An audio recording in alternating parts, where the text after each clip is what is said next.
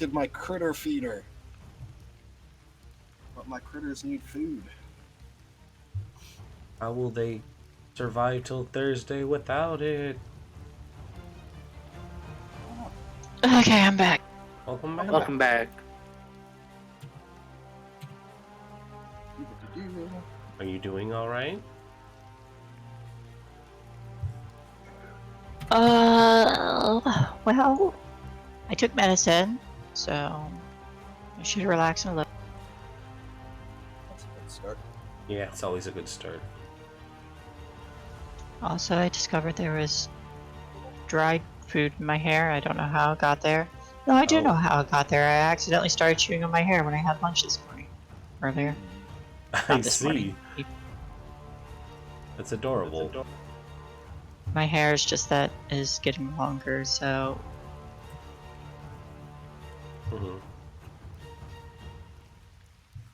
and I remember thinking this bread is kind of Harry.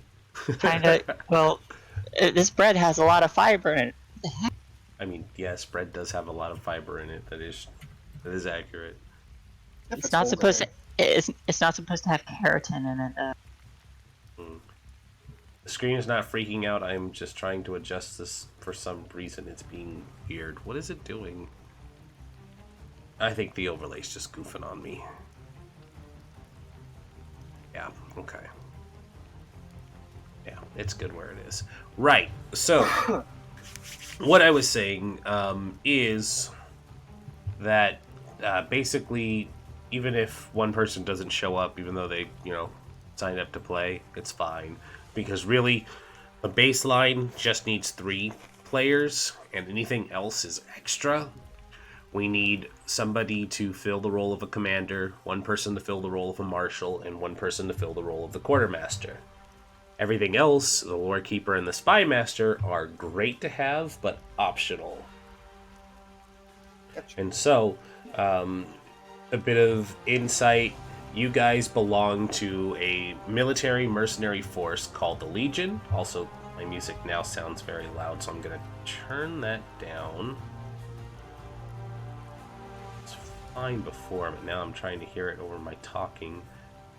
You guys are part of a mercenary force called the Legion, and the Legion basically holds no allegiance to any particular country in this world, but it is just a united force that has rallied to the cause of defeating an enemy called the Cinder King, who has put together the massive horde of undead that seek to snuff out all life. And so, as the bastion of good and hope and all things living, you guys rallied behind the banners of individuals called the Chosen, that are basically avatars of the gods of this world.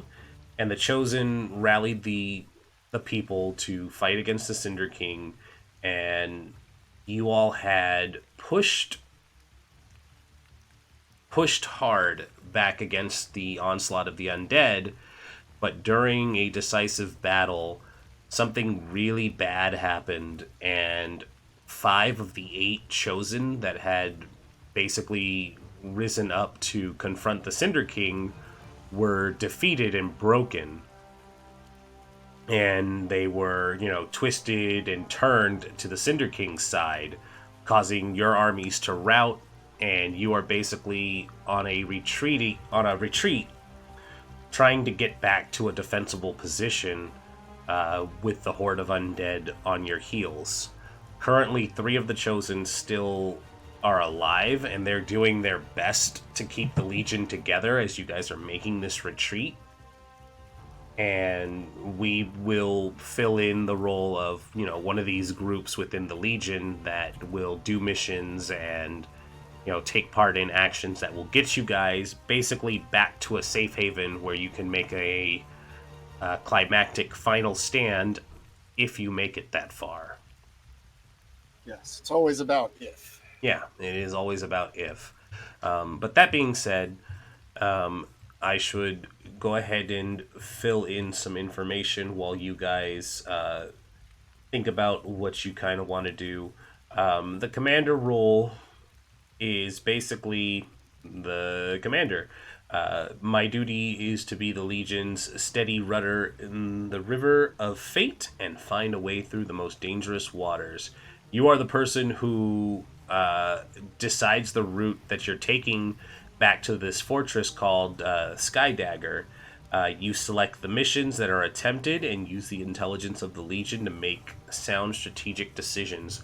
So if you want to be the leader character, this is who you pick. Your main character is the guy who, calls all the shots, makes the decisions. You are the de facto voice and action of your group outside of the chosen that follows you, or And that you follow. our Legion role doesn't necessarily have to be our character that we play in mission, right? No, No, they're separate. they're separate. Okay. Yeah, because these are like basically there's two separate sides to the game. Yeah, there's the strategic people, and then the Yep.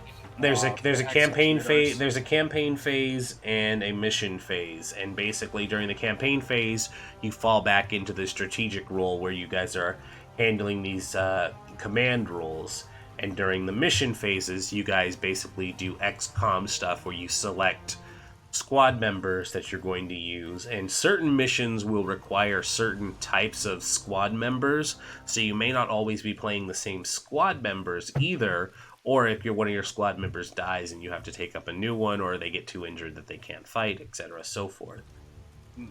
And so with that, the marshal, the marshal is the person who decides who goes on each mission, who is in charge on those missions, and to detail the rank and file of the Legion.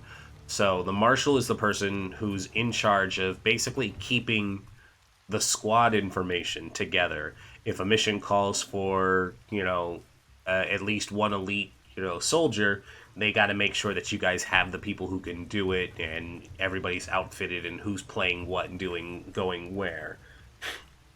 Quartermaster is the person in charge of supplies. If you want to determine the capabilities of the Legion and devise new ways to win the war, you basically are the resource manager. You guys have a number of resources that can help and hinder your abilities throughout this. Things like, I think it's called like Blackshot, are special ammunition that basically are undead bane ammunition that help you kill and neutralize dangerous threats, and it was a decisive instrument in the initial pushback against the Cinder King. When the alchemists made this breakthrough, it lets you turn the tides before, that event that sets you guys back on your heels. One of you gets to pick the extra person, and so the two optional roles are the Lore Keeper. If you want to speak for the Legion's character and guide its present with tales of the past, so you are the person who, marks down information, the annals of the Legion's exploits, and you get to do basically, I think, morale-based stuff. The Chroniker. Yeah, you're a chronicler. The Spy Master gets to influence each of the other roles, serving a critical part when the timing is just right. You basically organize a spy network, helps you gather intel, and tries to give the Legion an upper hand in the events that happen going forward with the information that you may or may not have. And it's very easy for, accidents to happen and for you to lose, spy people too. So, there's always that. No, not my spy people. Yeah, not your spy people. They knew what they signed up for. Yep. Yeah. So, with that being said, I should go ahead and tell you as well to give you a kind of idea of how you guys should be thinking with your intended decisions and going forwards. Your guys' chosen is Zora, chosen of the living god. No, wait. Life is important. Wait, hold on. Is that the right one? That might not be the right one. Hold on. Nope. Zora got knocked out of the order. Shreya. We're doing Shreya, chosen of Azrika. Oh, cool. Oh, that doesn't show you any of her picture. Well, that's fun. But yes, your chosen is Shreya, chosen of the Azrika. I don't know why it didn't include her picture. Weird. But Shreya's tactical mind and near supernatural understanding of strategy were the reason the Eastern Kingdoms pushed forth in this latest offensive. Counted by humanity as a major defeat, it is unclear if she has even registered the cost. Her demeanor can be inscrutable and intimidating. She is said to stand guard at odd hours, staring into the darkness for unseen signs of danger, a practice simultaneously comforting and unnerving. And so, Shreya, as the Chosen, she is more military focused, with offensive actions and strategy featuring centrally in the planned events. So, you guys, with her, you guys want to think a little more offensively and proactive in the actions because she is a very action focused Chosen.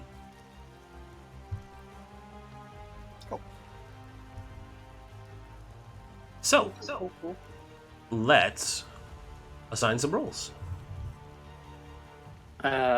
Personally, I am fine with Marshal or Quartermaster with a leaning towards Marshal. I'll be the And- commander. Actually, wouldn't mind being the commander. Okay, go for it. Commander Fuffles. And Sorry, we have to keep a serious tone. Commander We do. Fuffles. Commander Muffins is still the best. I'll either be the quartermaster or keeper, or unless Shay has something she's interested in, I'll take whatever's left. I have no strong preference, so if you have one you want to do, I'll pick up the slack. Okay, well, I could do quartermaster. I'm cool with that. Okay, I'll do. What's more useful, Lord Keeper or Spy Master? Yes, Yeah. That's not helpful. they're both very useful. Mm-hmm. They're also both optional, so you're not going Yeah, to you're not going Lord to Keeper- hinder yourself by not picking one over the The other. Lore Keeper is like, do you want to keep notes? Because it's kind of like a mechanical, like, note taker in its own regard. Okay. So, Spy Master is if you want to play espionage.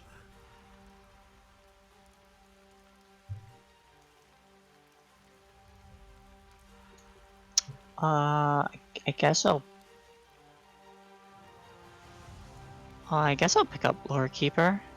Okay, so just make sure you guys mark them over. Which ones you're taking? you can do that when you're making your character, right? Yep.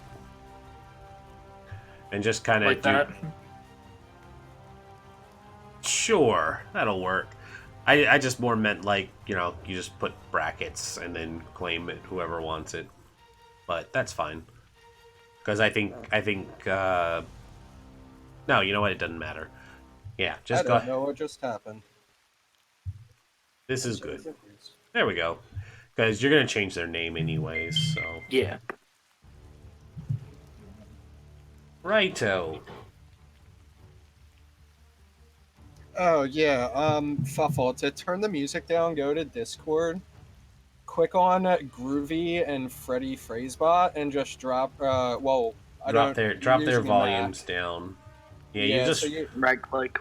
right click. It'll say user volume. You can drop them down. I bring them down to about 6%. That way you can still Okay. hear them, but they're not overpowering all the other volumes. I wonder, have you heard anything we've been saying? I've been training here, but I can hear it.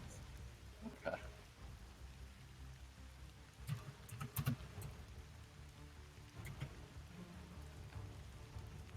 Let us know when you got that taken care of.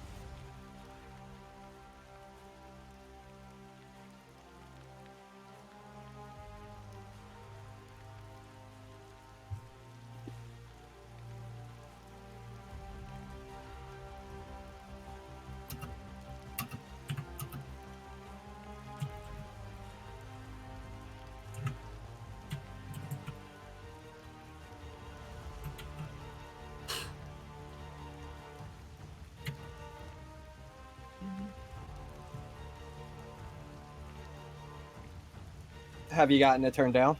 No. No. So whatever the equivalent to a right click is for Mac, you're gonna do that on top of like in Discord in our conversation. There are two things. One's called Groovy, one's called Phasebot. Fazbot. Fazbot, whatever.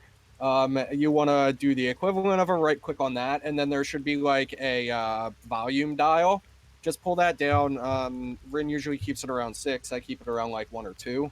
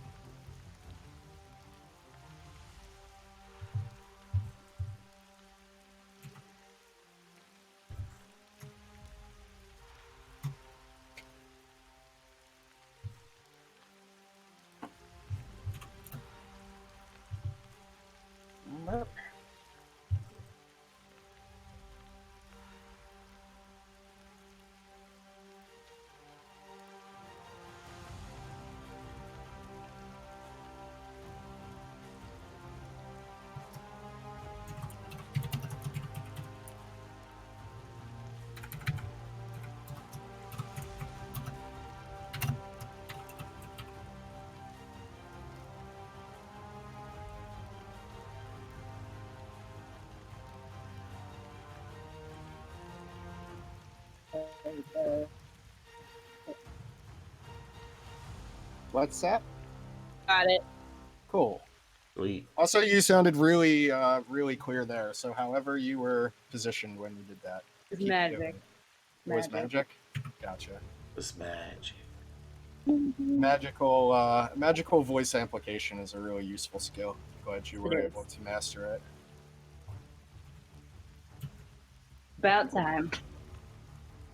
Cool. We're good. Thank you for your Alright. patience. No worries.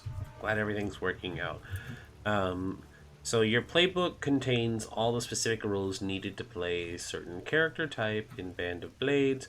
By choosing a playbook, you're determining which type of legionnaire your character is. The specialist playbooks are Heavy, Medic, Officer, Scout, Sniper.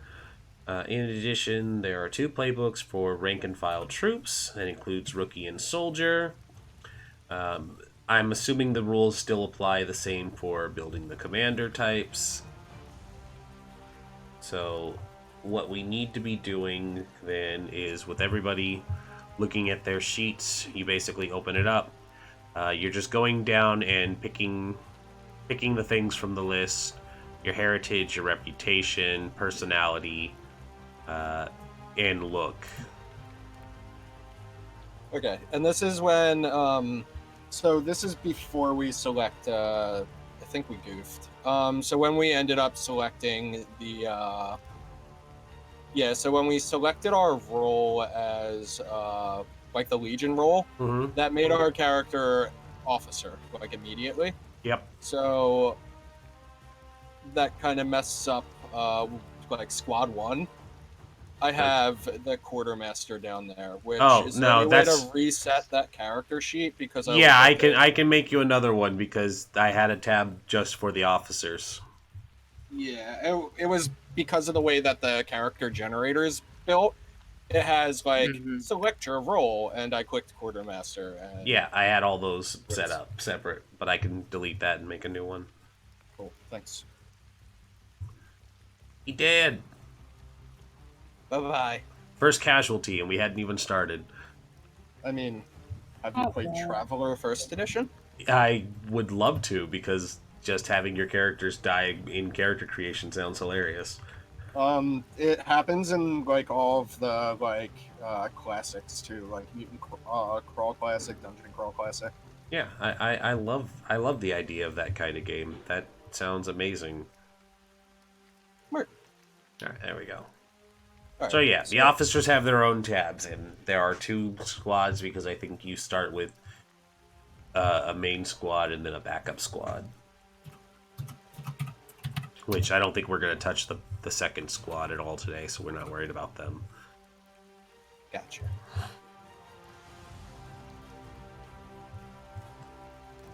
My character's name is Grunt2834.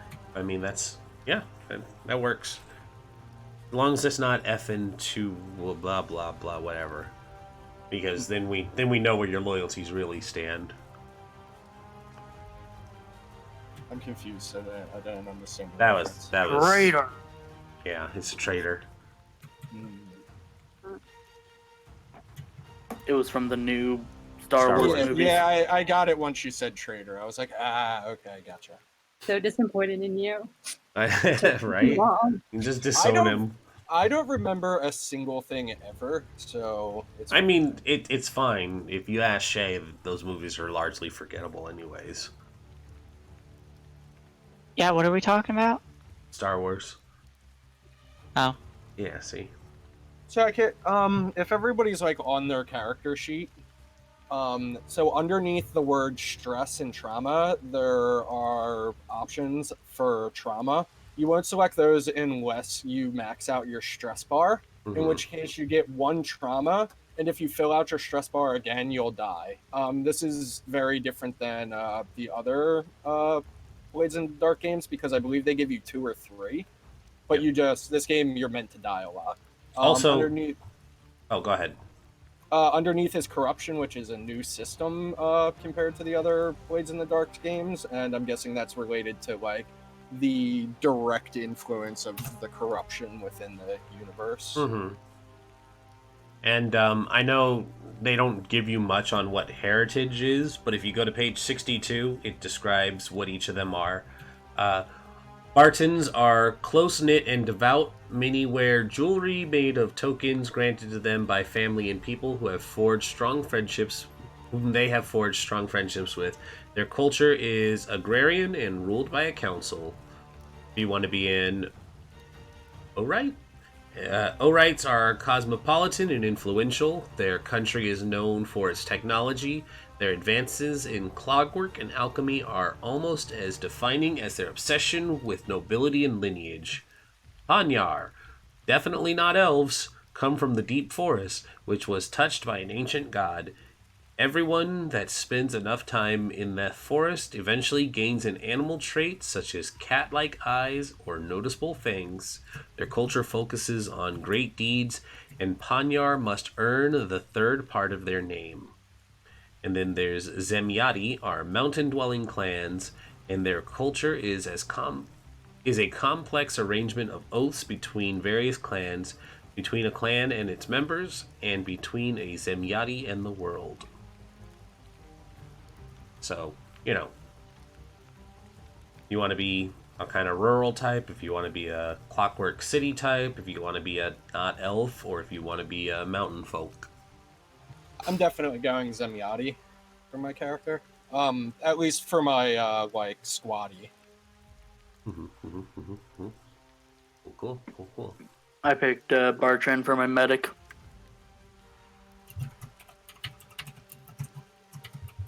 I was gonna go Zemyati for my commander too.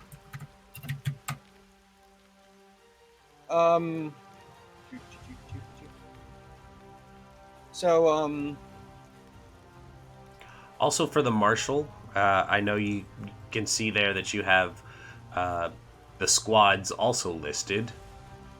Yes. These names listed here are changeable. You do not have to call them those names, but you as the marshal get to decide what they are called. I mean, these are some good names, actually. It's true. Ember Wolves is pretty tight. Ember Wolves, Shattered Lions, Grinning Ravens, and Ghost Owls. Ghost Owls.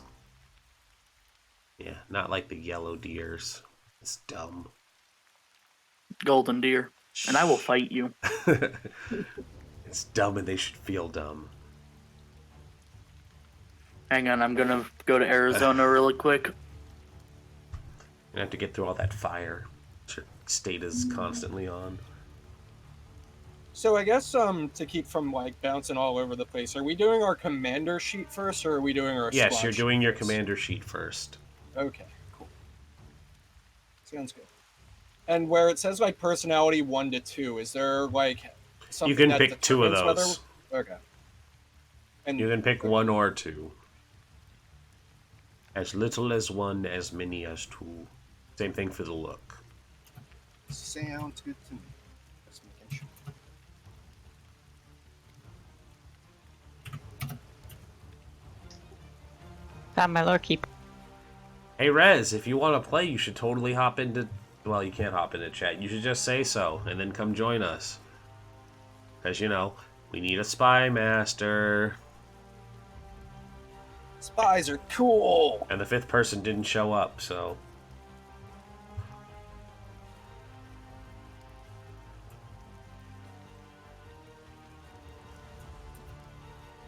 Be a spy, they said. It would be fun, they said. See the world, they said.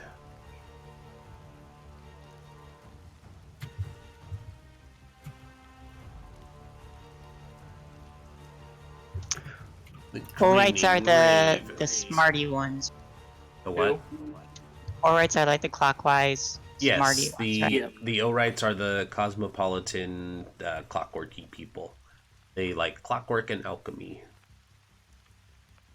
Almost as much as their obsession with nobility and lineage.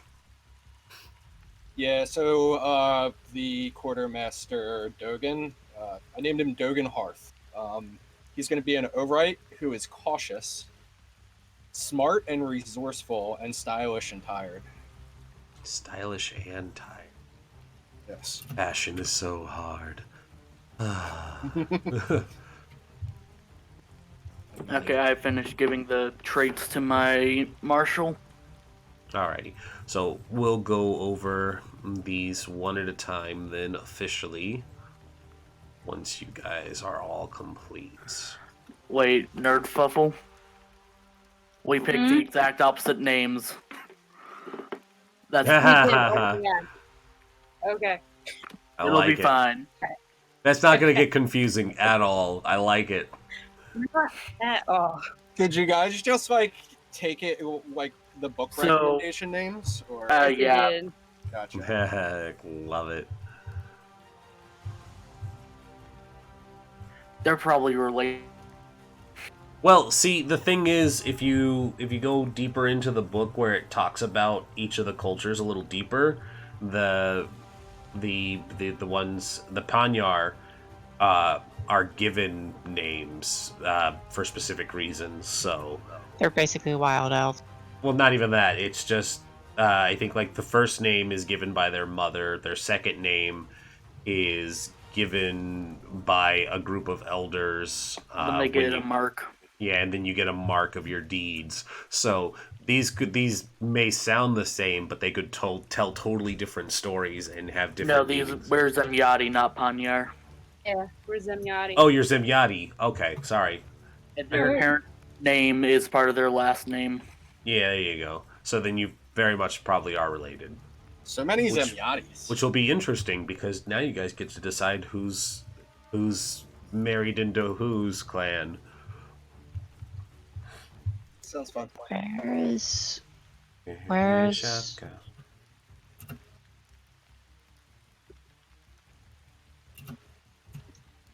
I lost what page the heritage is on.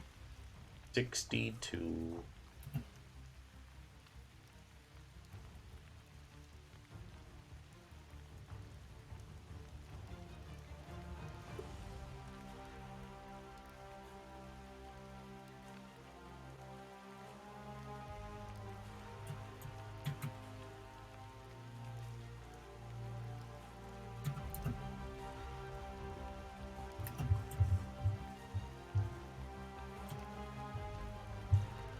Alright, I guess we're going with the 4 of us then. Okay. And this game's every other Sunday, right? Yes. Well, it sounds like there's only 4 of us. Oh wait, hold on. Maybe Rez. He's not making up his mind. I had to finish a thing. How did you even get in here? Hey, I moved him. don't know, actually. You somehow you gave me the power for some reason, and I used it. Oh, Yeah, Rez, I fair think enough. I think you're a mod on his server. You could just like be here already anyway. No, I'm the one that moved him. Gotcha. Hello, person I don't think I know. Nerdfuffle. Hello. Hey, Red. Hi, person I do know. How you You doing? don't get a choice in what commander you are. I heard I was Spy Master. That is the only thing left. All right, it's a good thing I like being a Spy Master. Yeah. Hold on. I will give you access. Boop. Access removed. Rip. Where are you, Rez? Access granted.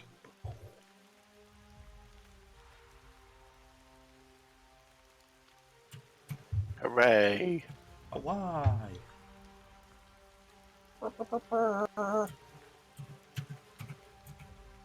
I'm proud to die with all of you.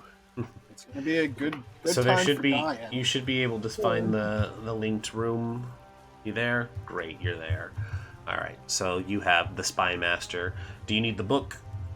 Yes, please. Okay. I tried to get it off of the website that we use, but Yeah, that one's. that's beta. Yeah, that's in the betas. Where did I put? I found it. Files are too powerful. Why'd you give him this much power? I don't know. I'm not even a mod or anything. You're not. I don't know how you have this power. It's truly frightening. All right, there we go. Fortunately, I was listening to a lot of what you guys were saying, so Good. So this shouldn't be too. I pretty much know what's up. Nice. What's going to happen is the Zemyati are going to bully the Orites. Take that, nerd. You don't know anything about strong clan foundations. Losers. So what you're saying is I should be a Zenyatta. I think everybody's a Zenyatta. Well, no, I'm not. not everybody. Yeah, it's like Shay's not. She wants every excuse to be an elf. My commander is going to be an Orite. Well, Orites are My- the clockwork Yes. city folk, right? All right, Clockwork Yeah. city folk. Spy Master's an Orite because that feels like that's an educated kind of job. Lore Master is an Orite, and then my squads are gonna be the not elf. Okay. Okay, Okay. you sound so disappointed. I- Okay, they're all not elf. No. What? Hold on. No. Stop. Oh, keep in mind you guys also have heritage traits. Yes. But How do we- I don't think that's for the commanding roles. I think that's. I for the think it's squad roles. only for the squad roles, yes.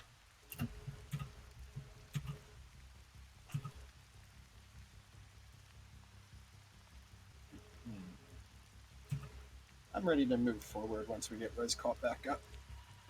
So I just have to pick a reputation, personality, and a look, right? Yeah, that's pretty much all we did. Also, sorry for loud noise. I just knocked my microphone and it hit something metal. How dare you? So metal. I am going to be deadly. Deadly serious. No, just deadly. Is that an option? Oh, well, Yeah. For the Spy Master, yeah. Yeah, they don't have this. I don't want my quartermaster to be deadly. Thank you very much. I mean, a deadly quartermaster sounds pretty metal. I don't know what happened. He just came for a potion and then he I got am a stabbed in the face. quartermaster that grants no quarter. There you go.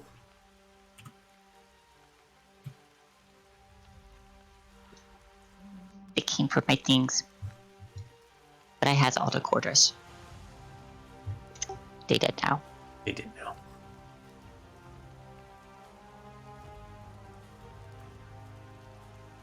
Oh, you need this essential equipment to run your mission? Well, About that'll that. cost you. Yeah.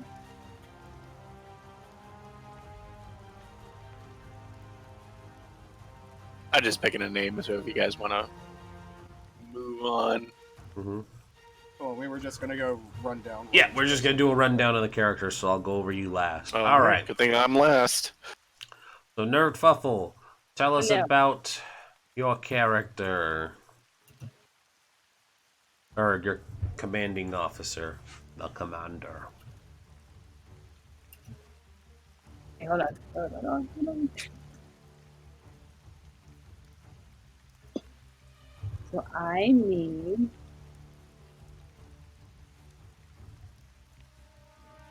Let's see if I can actually say this name. Zaya Alid. That totally not Alakaichna? right. Alakaichna? Alakaichna. Alid. Or Alakaichna.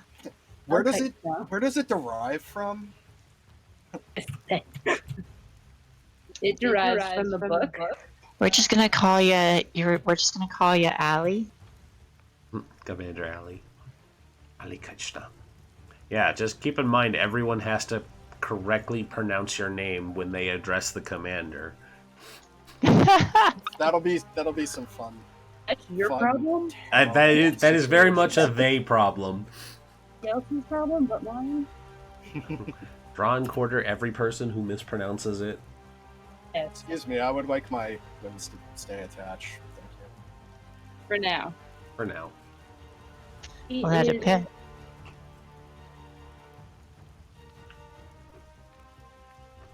is a Zemiati. He is proud, chaotic, well kept, and scarred. And what pronouns are we using? As she and her. She and her, okay. Alrighty, that sounds great. And next up we'll go to Ark, who has a surprisingly hilarious similar name.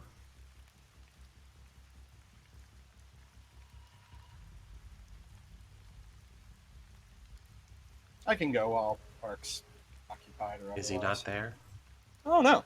Did he die? Alright. Next. So my character, Dogan Hearth, is an Orite. Hello? Oh, there you are. There he is. We Yeah, I skipped was over you. talking. We could not hear you. Yeah, my mic. Something happened to my mic then. Hmm. You're dead now. Do you want to go now, or should I just keep going? Just keep going. All right. So Dogan Hearth is an Orite with a cautious reputation. Being the quartermaster, needs to make sure that all of this stuff is, managed and stewarded correctly. They are smart and resourceful, and they look stylish, but very tired.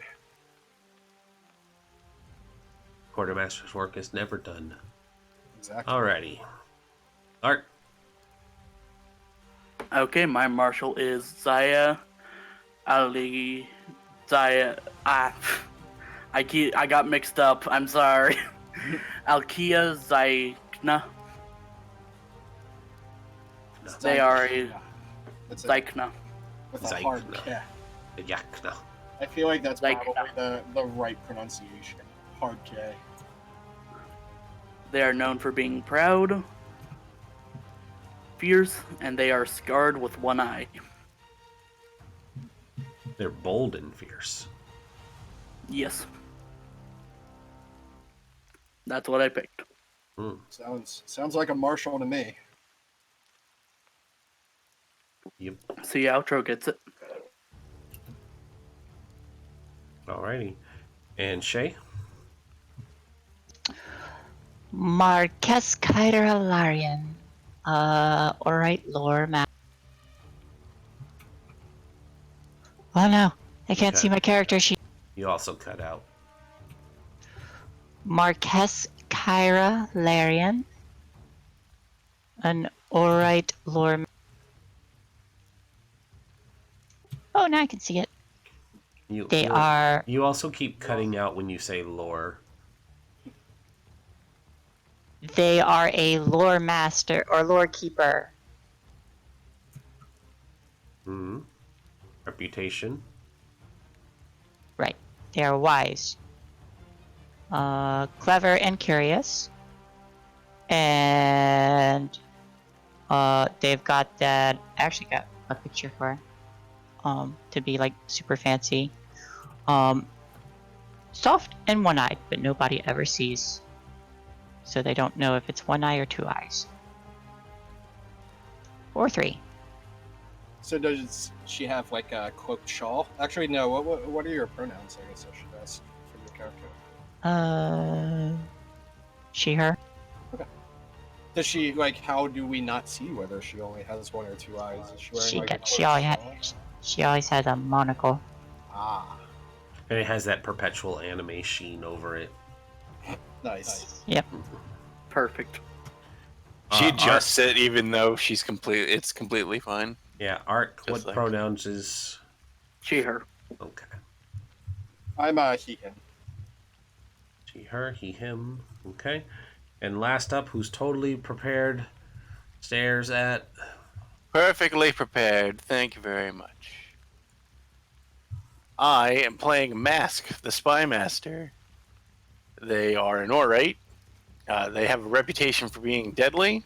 They're very cold and calculating, but they're very nondescript and gaunt because they often stick to the shadows and wear a cloak over them so that you don't really ever get a good view of what's going on. But, I feel like your but character's Commander, not- isn't gaunt a description? Your It is. character is the one that's like in the background of every scene, even if they are. Oh in yeah, the scene. absolutely, 100%. Dear God, there are Nosferatu. Yep. It is because of this kind of obscurity that they have about them that their pronouns are they, them. Because no one really knows for sure. And they're just called Mask. And they're just called Mask. Alrighty. And The name so- Mask is to mask their name. Yep. Mhm. That's a fun sentence to say. The name Mask is to mask their name. That name being Mask.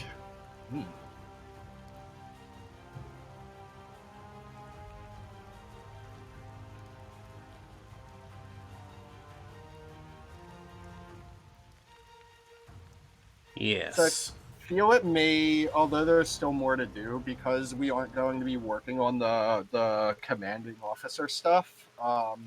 We should probably focus on making the like squad characters. Yep. That is what is up next. These guys you can bench them for now because you have the initial stuff that you need for them. But So I shouldn't pick spies. you can work on that in the coming weeks because we're not really going. Okay. We're not getting to anything more than the first mission today. Cool. And I'm gonna guess I'm squatty number 5. you can be squatty number 5. So. Sweet. But that being said, we have to set up the first mission because that will determine what you guys are actually deploying. So I gotta find where her first mission is. There we go. Alright. Starting mission. Situation. With the crafting of Blackshot, the undead armies had been at a standstill in the western kingdoms, too well entrenched to attack directly and held at bay by smaller but better equipped forces. That changed at the Battle of Ettenmark Fields. Now, the Legion has been shattered and the Cinder King's troops march east, bolstered and with heretofore unseen horrors to fight humanity. You and your squad must secure a retreat for your comrades. To make it worse, Shreya has gone off on her own mission and left you to make do without her. The Legion has marched across the Holzelbrook Bridge, the only easy passage over the Tigeria River for miles, but the undead are ceaseless in their advance. Your mission is to blow the bridge with alchemical charges. The enemy must be delayed if the Legion is to gain enough time to advance and set up a defensive position closer to the mountains. Can you stay alive long enough to blow the bridge? Who, if anyone, will make it back to camp? How will you deal with the advanced forces the Broken have sent to stop you? We play to find out. So, after you guys make your characters, I have each player pick a character to play for the assault mission. Rookies are acceptable, and then I have to read the following. The commander has issued orders. The marshal handpicked you all. The quartermaster left the last of the alchemicals, and the army continues its march into the distance. On the horizon, the dust of the undead army heads this way. If they are to be slowed at all, you must destroy this bridge. Do not let anything stop you. So yes, you guys are allowed to pick whatever you like. Rookies are acceptable for this. So you guys have free reign of designing your first squad. You know the mission. Your objective is to blow this bridge. The start of the mission is in a risky position. You also know that there are environmental hazards. It is a nighttime operation. There is low visibility, and the recent rains have swollen the river and slicked the stones of the bridge. Placing the charges will be dangerous and require climbing and a demolitions expertise.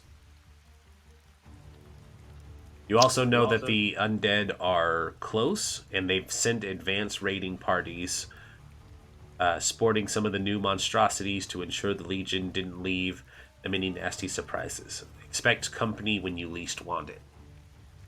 So you guys have fairly decent intel. You know what the situation is. You have your objective. I have idea for a heavy, scout, or sniper.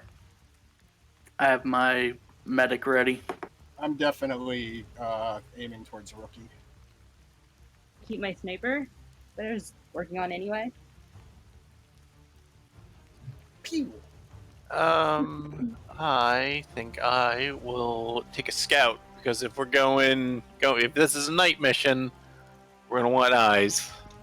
I'll take heavy then.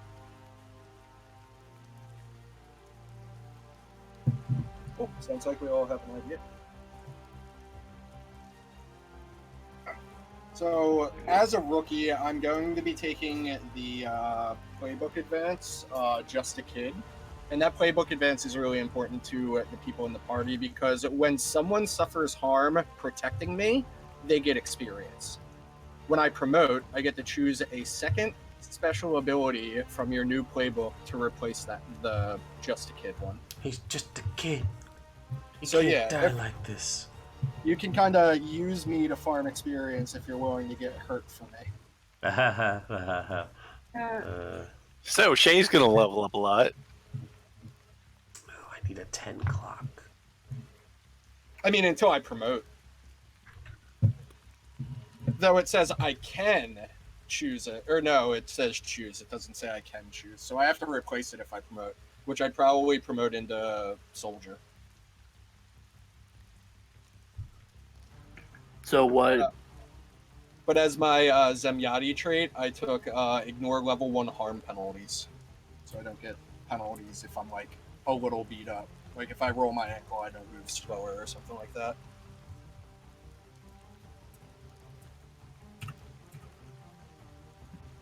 So what loadout are we choosing? You choose your loadout in the beginning of the mission. Yeah, you all decide what loadout you pick. And you got to keep in. You declare what loadout you're taking. So you look to see in the playbook. It'll say like for a scout, a light load is I get like fine arrows and a bow. Yeah. So also the way this works, I believe this works the same way as Blades in the Dark and Scum and Villainy. You just select what your loadout type is. Meaning light, normal, heavy. You don't necessarily determine what the items are because, you're just like, I have this, and basically the items come up when they're necessary for the scene. So that's how it'll work for the first mission, but afterwards the quartermaster makes the determination. Right. The- Yeah, I'm just in regards for this. Because this one is very much it's a tutorial round. You guys are starting on a relatively good foot. Yep. I more meant like we personally choose for ourselves. It's not like we all have to go with a normal Yes, or light or you heavy. each character is choosing, and like Outro said, afterwards the quartermaster is determining what you guys get. Actually, it seems load is completely different. So if you select your load, you get everything that is part of your kit, it seems. At least that's how it looks for rookie. Like, if you select light, you get naive hope, memento of home, soldier's kit, musket, and ammo. And then if you select normal, you get all of that. Added on, plus yeah. Family, weapon, and then the other stuff. Mm-hmm. But there's a bunch of ore, so like you either get family weapon and tents and camping gear, or cooking kit and fresh food. Yep. So yeah, you just decide which load you want, and that gives you the goods. So I'm gonna go with normal load personally. So am I. We take 1 heritage trait. Yes. All right. Unless you have like as a rookie, I can take every inch, and I just start with all of them. Neat. And then it says utility choose 2 load below. Is that in addition to everything that you get for your class?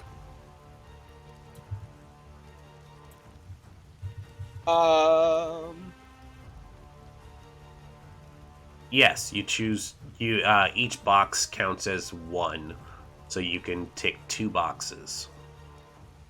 So if you wanted black shot, it's 2 boxes. Don't mind my clicking outro. Just looking at it. I see you.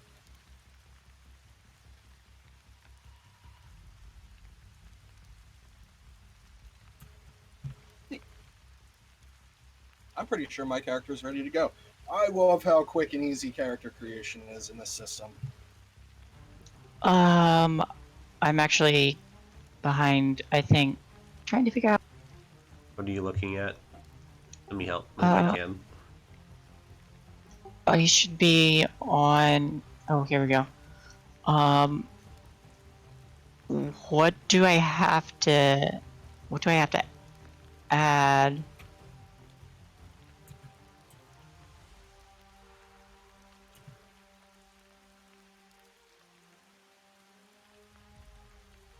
Oh, found.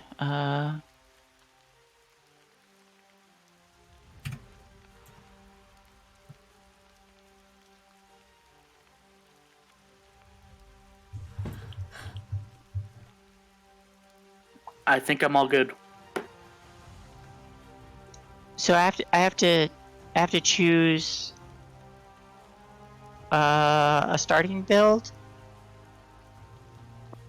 Those are examples, I believe. So Yep. for the medic, it gives you 3 kinds of ideas of what to go for. Like one for the medic is combat medic, and that you can put it where you want, I believe.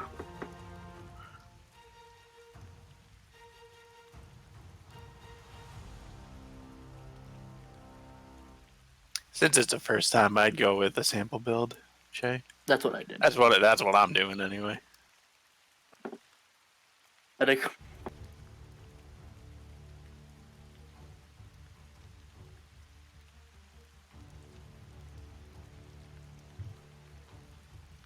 Why is there no 10 o'clock? Because I ate it. Doesn't make any sense, I know. No, it really didn't. Okay, So should I Was it do? good? Not really. Okay. Should I do bulwark, backup, or war machine? Probably bulwark or back. War machine sounds fun. Yeah, It War does sound Machine fun. sounds pretty badass. War machine. When you push yourself, you can do one of the following: perform a feat of physical strength that verges on the superhuman, and reduce the threat level of all enemies you're facing by. What's Sounds like fun. Bulwark? That's War Machine. And then, so activating the ability, you get one of the normal benefits of pushing yourself in addition to the special ability. So that's for pushing. Yeah, and once we get into like gameplay, Ren and myself can like help you guys with like what pushing is and when it comes up. Yeah, the other ones is Bulwark can spend an anchor as special armor against consequences to the squad I'm defending.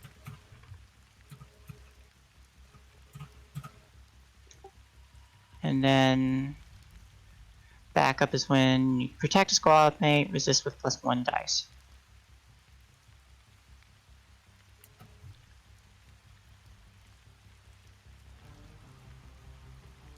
I'm assuming we don't take anything from the utility because this is just a pre-mission. I Like a think, we, pre-shot. I think we take whatever, like, I get, as a rookie, I get 2 utility. So that would mean you get to quick off 2 blocks. Blackshot takes 2 blocks, so instead of getting 2 utility items, you get 1 full, like, load of 3 shots of Blackshot. Or otherwise. I don't know what the utility looks like on the other character sheets, but that's just an example. I'm here. And also, since I took the Bartran trait Pious, I get to equip a reliquary. In addition, I believe. Yay, God stuff. Yay, gods. So do I want to be a guardian or a slayer? Do you want me to? My answer would be Slayer, but Guardian sounds like you can farm experience off me easier, just based off of the name. That's if you want to farm experience off me. My character can just flat out die in the first scene. It's true. To be fair, all of us could. That's a good point. So supplies. So I can take supplies. I just assume that that's like nondescript. Like I just have stuff that I can use a certain amount of time. Yeah, it's like you can build a fort or something like that. All right. Yeah, that's sounds like a good thing to take. Or like you have like a charcoal, like, or like a fire ring or something like that. I have a bomb that we're gonna use to blow a thing up. I'm going to guess that somebody has a bomb to blow a thing up. I got a bomb to blow a thing up. I've decided. Sounds important for this mission to blow up this bridge. It would be. I was waiting for someone to like bring that up because it was gonna be like, you guys forgot the bombs. You know, Well, we can't be doing it the old-fashioned way. be expected to remember everything. Pulls out a staple puller and starts pulling this freaking what's it called, the nails out of the bridge. Yeah. One by one. Perfect. So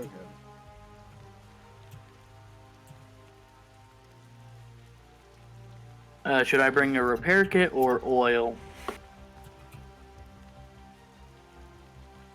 I mean, What do you think we're going to need to repair?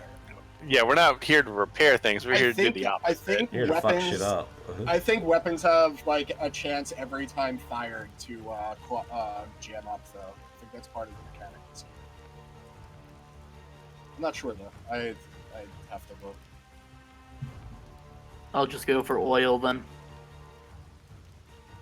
If nothing else, we can throw it at the bridge and it'll catch fire. Most all of my knowledge of this game is from listening to the soothing voice of Adam Coble reading their first book on YouTube.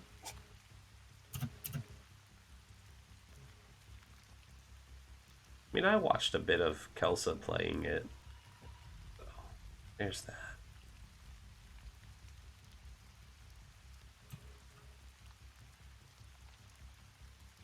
And just give me a moment here. I'm making a clock because it asked for a 10 clock and nobody seems to have a 10 clock made.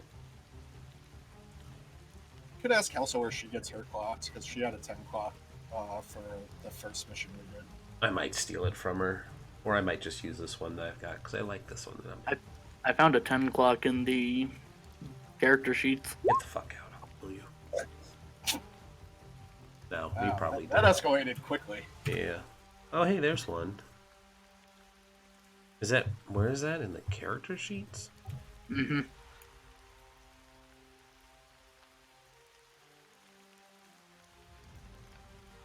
The play sheets? That's where I found mine. There's a section for clocks. Oh, 4, 6, 8, 10. I might have to steal that later.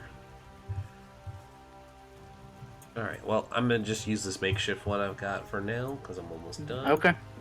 But then I'll make that one and make it nice. Save this.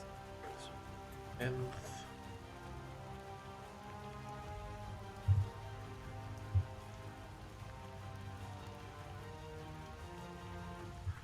How's everybody doing? My character's I- Pretty sure I'm done. Yeah, it feels like there should be more to do, but there really isn't. There isn't a whole lot. All right, so we'll go over the same routine. We'll just go down the list. Everybody tell us about your characters. These ones you can put a little more pizzazz and personality into because they're going to be who you're playing for the time being. So why don't we start with outro? Grunt 2834 is a rookie who was recently recruited from like a local village. His entire family was, I guess decimated in a recent wave of undead soldiers moving through. He happened to hide wherever, like in the well or something like that, and got away with it. He's a young child, 16 years old, and very untrained. When the Legion stumbled upon him, he was cowering, malnourished, and tired, and they pretty much handed him some rations and a musket and said, "Get on your feet, soldier." Welcome to the Legion. You don't have a choice anymore. Yep, exactly. Hey, you want the world to survive? Well, shoot this gun at dead people. Who said he didn't want this life? How do you know? Maybe he's driven by revenge. It's possible. I haven't gotten that far into the development yet. He's got to live beyond the first episode to get that character Exactly. development. Yeah, no backstory prior to the first episode. A lesson I've learned. It's like in XCOM, you don't really give them a name until they've lived past to get to Squatty. Ah, shit. I just realized that I'm making this clock harder than it needs to be. And then I just do a check mark on light, normal, or heavy. Yes. Oh yeah, whichever one you want. If I take heavy, I get a wrecking kit, which I guess we'll need to blow up the bridge. It might be helpful, yeah. It could, if it isn't the tool used to destroy the bridge, it's definitely going to add like advantage to the roll. Mallet, spikes, pry bar, axes, drills, vials of acid, and small alchemical hand charges. Alchemical hand charges sound like something to blow up a bridge with. Yeah. Or at least to set off something that will blow up the bridge. Yeah, something down those routes.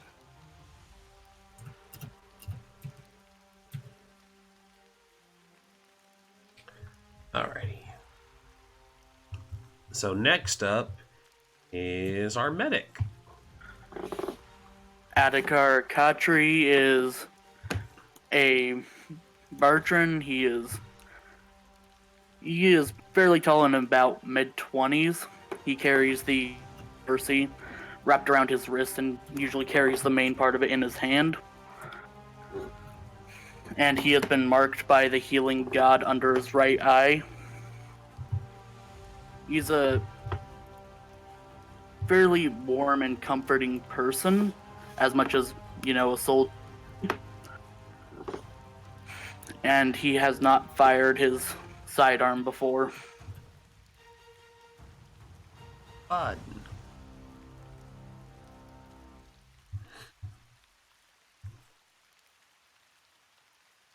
Anything more to describe?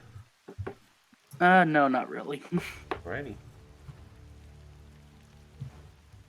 Then we will go to the next one.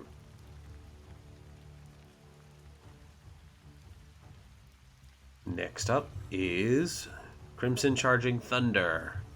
Crimson Charging Thunder is a pen yarn sniper. Her left eye is replaced with an alchemy construct eye to help her hit supernatural forces. And I'm going to guess that she's not afraid of no ghosts. ain't afraid no ghost. She's gonna pew pew those ghosts. And she is the quiet, shoot first, ask questions type of. That we're gonna ask dead people questions. And undead people questions. That's just silly.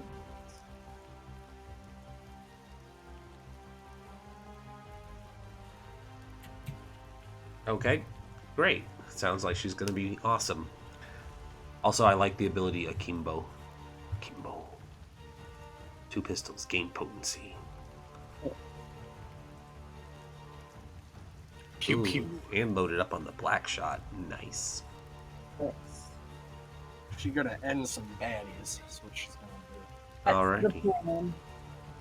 So next up we have Alabaster Dancing Iron. Alabaster dancing irons upon your heavy. It's about all I know. Tell us some more. They are. They have the bulwark ability. Oh, give us personality stuff. Tell us about. Oh, personality stuff. What's their like trait? Because they're a Panyar. Yeah, tell us What about the trait? character. They're marked. I don't know what that means, but it's plus dice to resist corruption.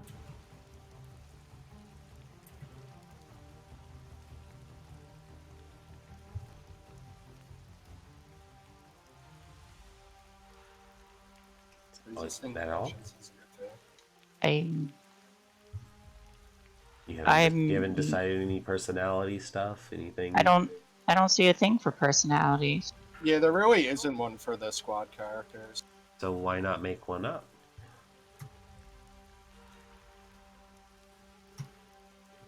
Why is that holding you back in a roleplay game? I Tell us some don't- stuff. I don't know. Okay, moving on. I'm still trying to figure this out. Rez, tell us some stuff about your character. I'm gonna butcher this name, but that's fine because that's funny. Adramir Kolyayich. Yep, that was my attention. Is a Zemyati scout. They are pretty good at sneaking in places and figuring out what the team needs to know. And in this particular instance, they are going in light. They got a bow and arrow and some black arrows. Not nearly as impressive as dual wielding pistols and shooting, black shot at people, but still pretty cool.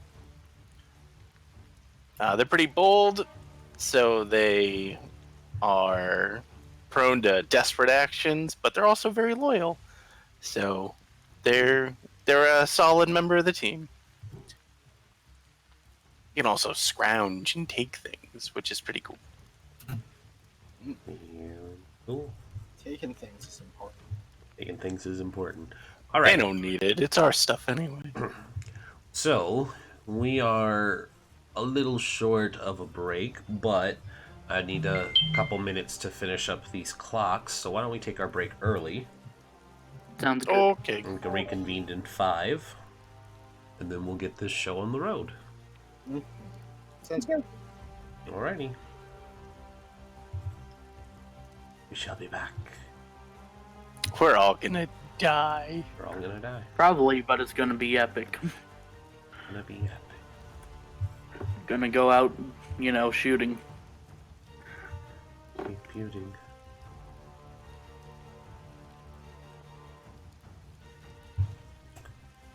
That's not what I told you to do. Thing. What'd you do?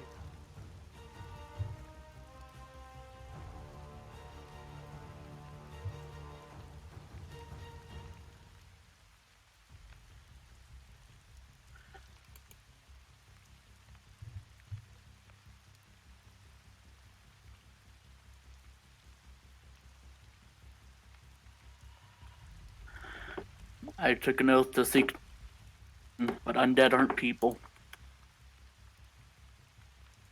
I mean, arguably not. They aren't. They're abominations. Need to be culled. See, there you go.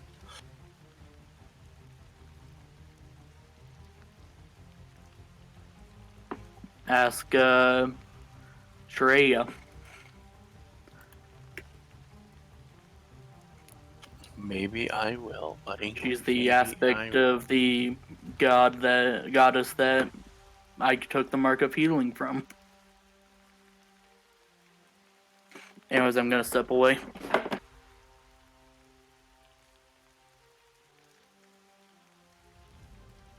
I think our medic's gonna die.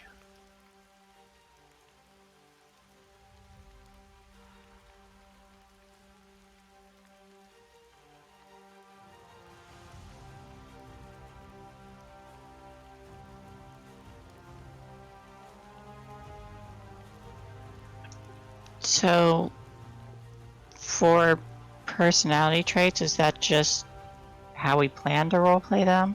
Yep. Because I don't see a It's mechanic just- for it. Yeah, there isn't one. It's just you role playing. Oh, okay. Well, then Dancing Iron is very quiet, distant, and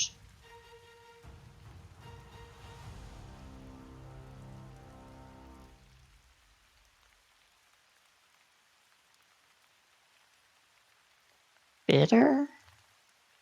Yeah, that's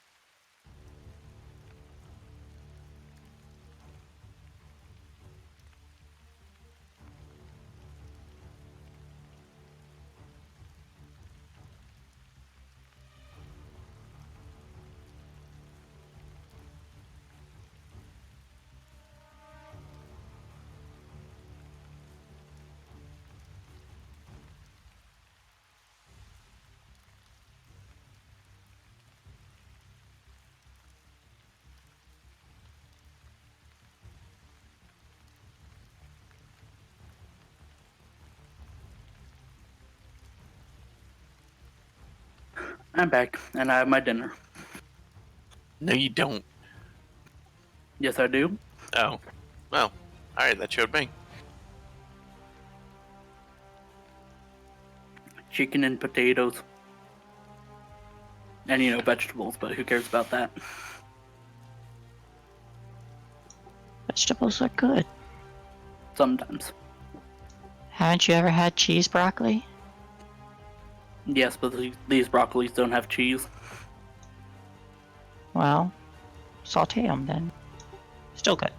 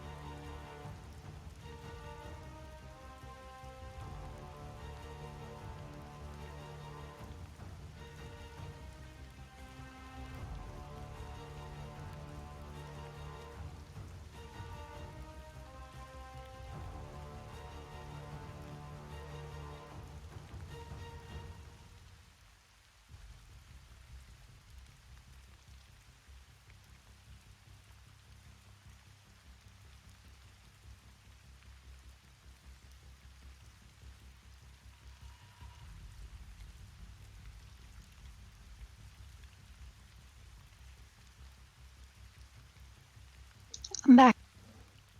Welcome back. Yep. Welcome back. I'm back. Welcome back.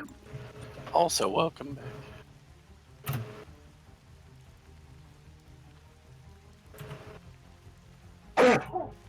Bless you.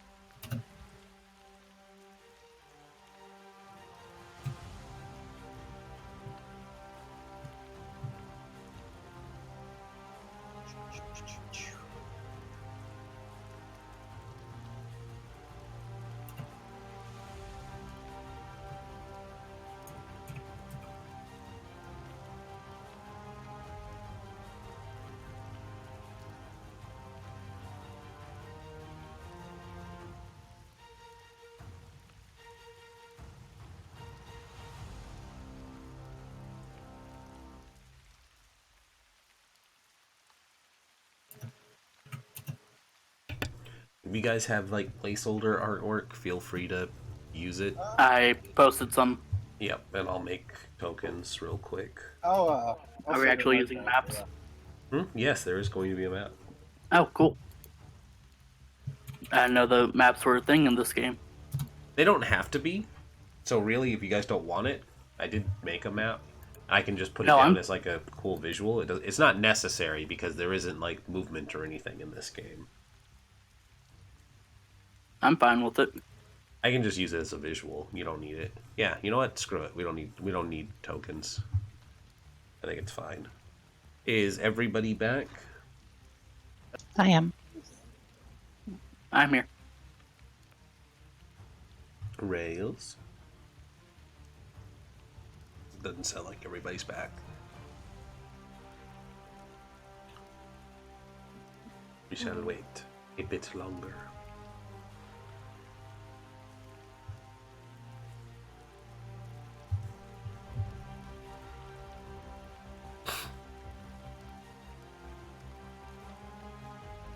Also, I'm genuinely surprised nobody named this poor child.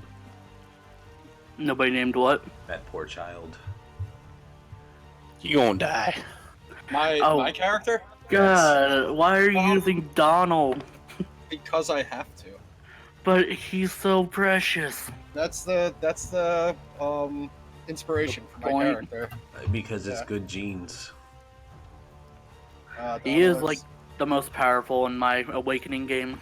No, he's the He most is. powerful in general. He's got good breeding. he's the best to breed with for sure. Yes, I said breed. As if Yeah, he that is what he's was, for. That's why you have him. Like, it's not a bad thing to say. That's what he's there for. He's pretty good on his own still. But Yeah, absolutely, definitely there to be a daddy. I have no idea what we're talking about. Fire Emblem Awakening. the character my character is inspired by. It's definitely not who Toby was based on either. Was it? Could have been. I don't know. I don't know. Toby was pretty ripped. I mean, so is Donald. Just not presenting ripped. Yeah. Hey, you haven't seen post time skip Donald. I mean, Toby can't do any wrong, so Toby is a good boy. He is Scott.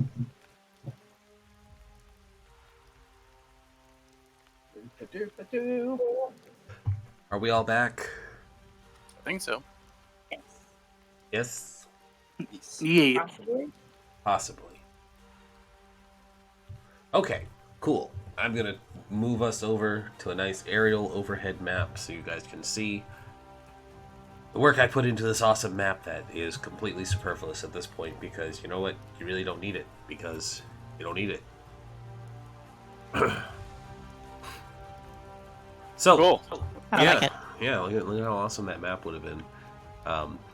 So, like I said, the basis of this is you guys are securing the retreat for the rest of the Legion.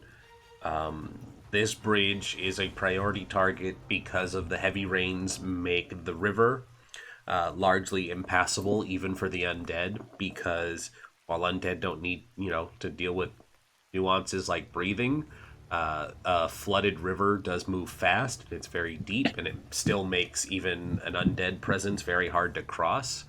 So blowing this bridge gives your men an opportunity to put some distance between you and the horde, so that you guys can recoup, reorganize, catch a much needed breather from this retreat.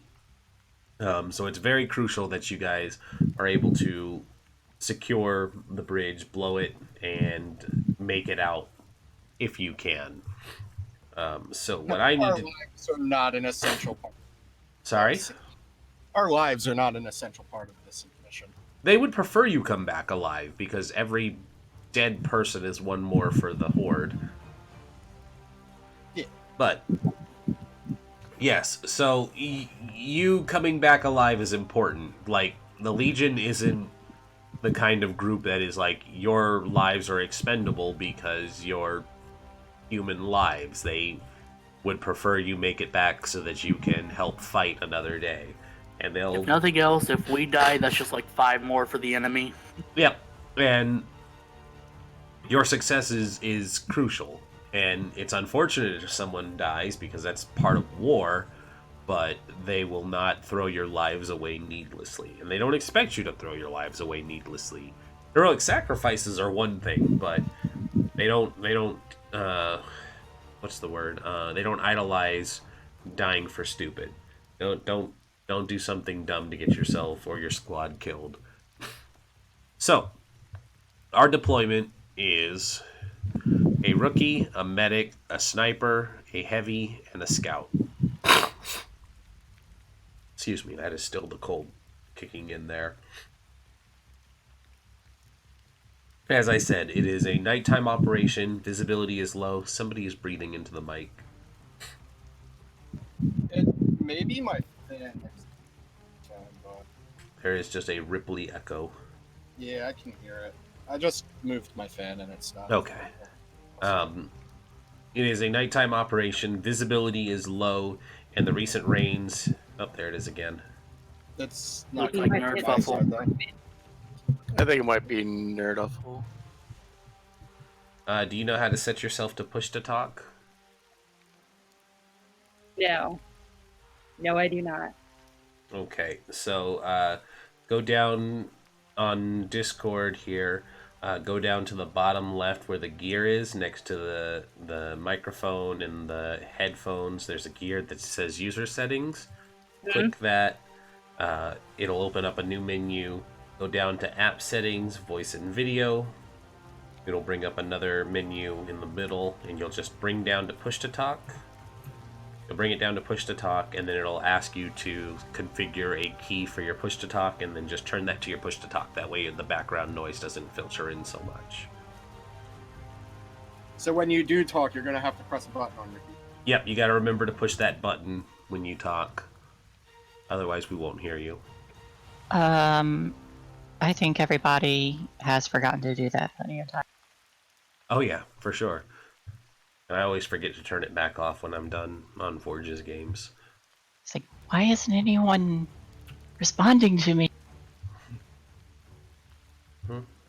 Or when you're talking without it on, and people are also talking, and it's like you're part of the conversation, but they didn't hear anything you said. I've heard that happen before. It is hilarious. You can't be a streamer without speaking for 15 minutes without unmuting yourself. It's a known fact. It's a part of life.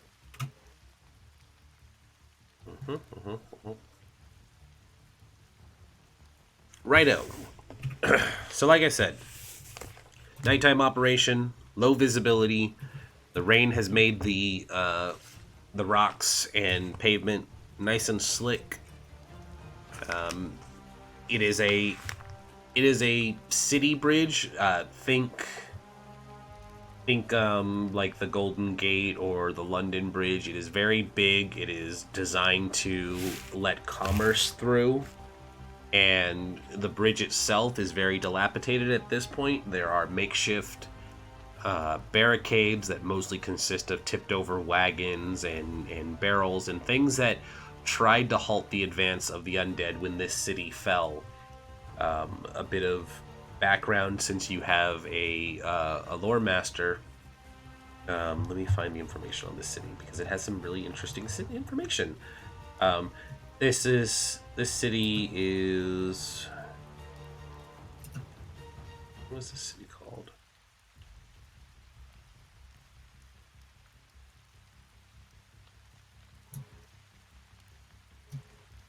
I just had the name of the city. Where did it go? It went poof. It went poof.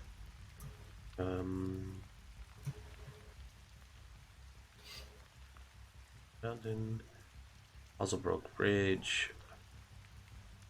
I'm going to just call the city Hazelbrook then.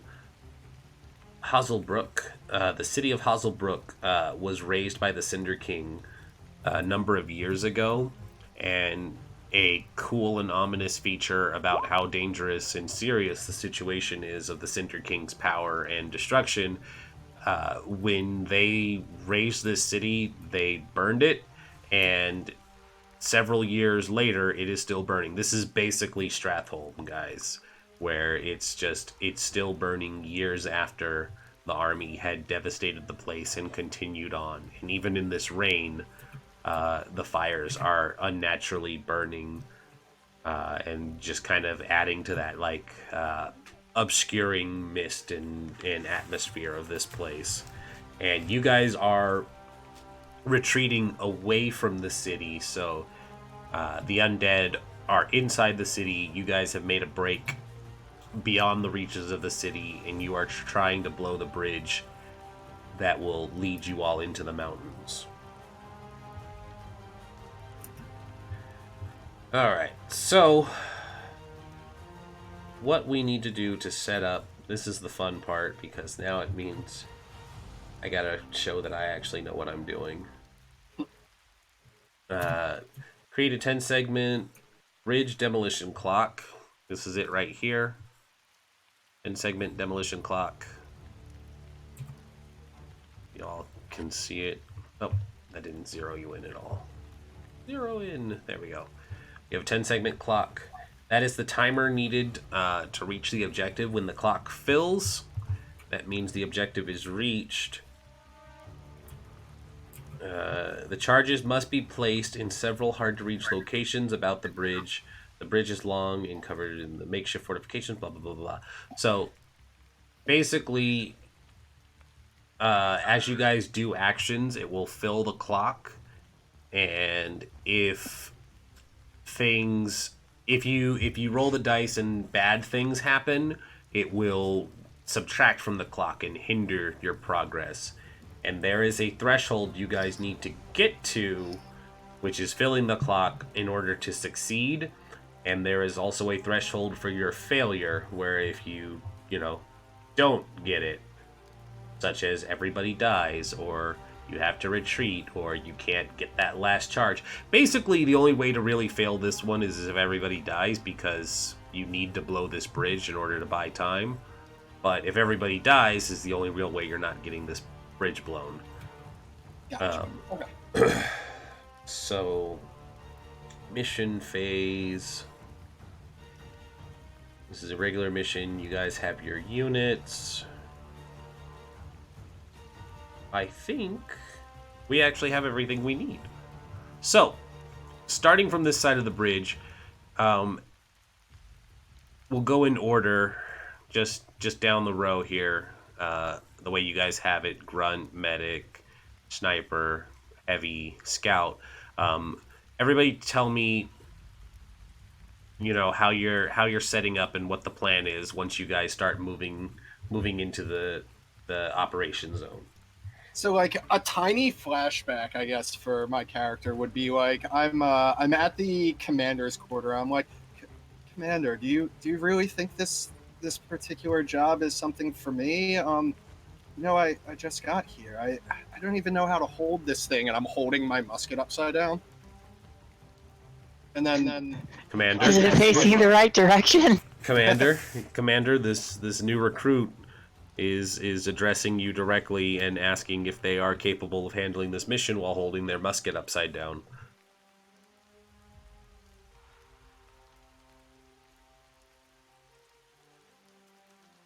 Fuffle, that's you. You're the Commander Fuffle. Hit the push to talk.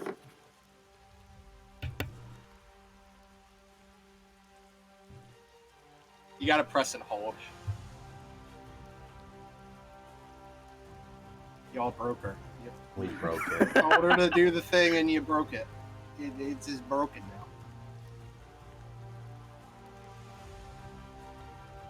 We gave her Discord anxiety. I think it's just like functionally not working. Yeah, I think it'll be better when we have a headset. Because it was fine up until we were getting started and there was just fan noise. I mean, we can live with fan noise. Yeah. It's not the greatest, but Alright, it's not giving me a thing to. It's not telling me which button I'm supposed to be pushing. Oh, you have to select one. Yeah. I know, but it's not giving me like an option to select one, so I don't know. That's weird. give me 1 second. I'll see if I can. It should be. It's please the say one that video. says shortcut. So if you select push to.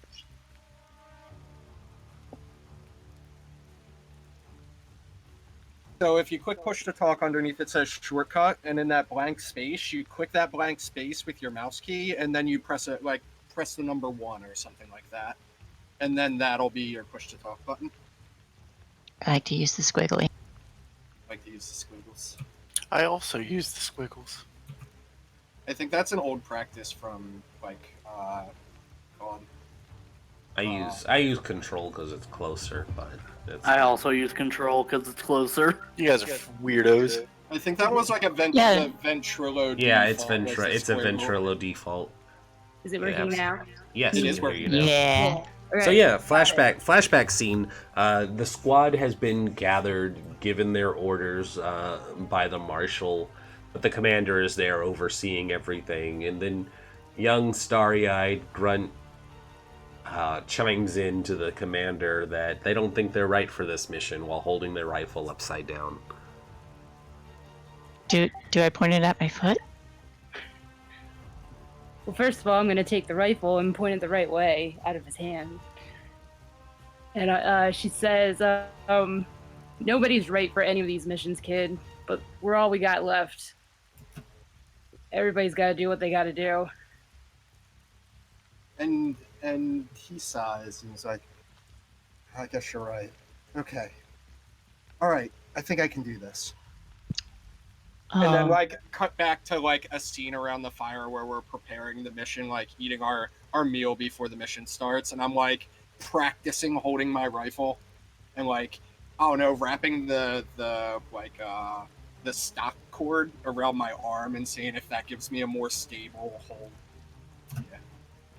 And that's me preparing for the mission. You worried that the fire's gonna attack you there, kid? I don't know how to do this. I'm just trying to practice. You'll get it right. Don't worry. No, we should all be worried, really. I guess I'll describe my character. Beat up linen clothes, just burlap, I guess, and kind of nervous, shaky, as if he drank a ton of coffee. Yeah, that's honestly about it. Very nondescript face, young looking with long brown hair, but it looks like it's long because they haven't cut it in a while, and not because they choose to have it long.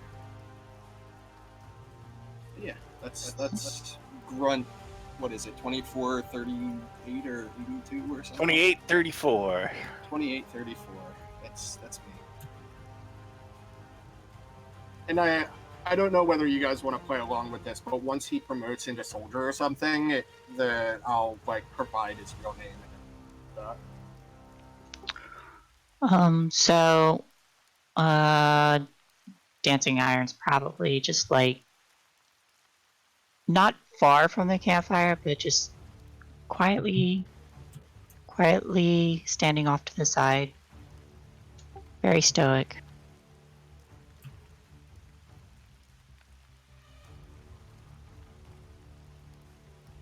All right, kid.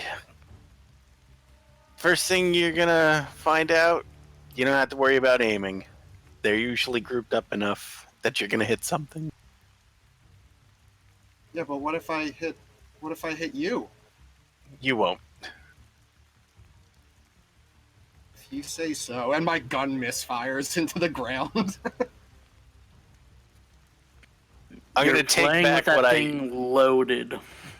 I'm gonna take back what I said a couple of seconds ago there, kid. Hang Because on. now I'm a Hold little on. concerned that you're gonna hit us. Hold on, that gives me an idea. So, with your gun misfiring, I want you to give me a shoot roll. A shoot roll. And we will up it to a... No, we'll just leave it risky. Don't put any modifiers in it. Okay, so I will roll my shoot at risky, no modifiers. I have no dice and shoot. Mm-hmm.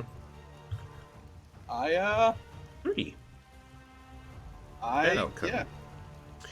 So he drops the gun and it misfires, and even though it's it's early dusk and there's the heavy rainfall, the sound of a musket going off is deafening in this mission ops as you guys are a ways away from the main camp that has started to pack up and make its march, and you guys, packed off somewhere else close to the operation zone. But the gun goes off, and the normal ambiance of rainy wilderness seems to be much quieter now after the echoing blast of this musket fire. Fuck. Are you That's- trying to give away our position? I'm really sorry. I'm sorry, and I pick up my gun and I take the ammo out, but I obviously don't recognize that there's one in the chamber. Or no, there wouldn't be because it's a musket. No, you just Yeah, shot it's it. So I'm like, and then I start well, I'll keep it out of the weapon, but then I start packing a bullet or whatever. I don't know whether it's a black powder musket or it's a cartridge, but I would imagine that you need to use the powder with the shot in a cartridge or something along those lines. So I would make a new cartridge, I guess, but not load it. And The artwork kind of implies that it's a powder and cartridge. Okay. So I would blush, but not in the embarrassed way, more in the fuck that, holy shit, everything's doomed, the anxious, this is how we die kind of way. Adramir.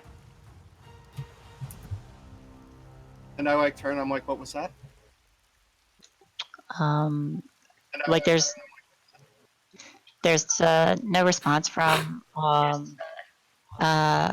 dancing iron when it goes off, but I look around a moment and just listen for a long time before I look to, what is it, Adramir?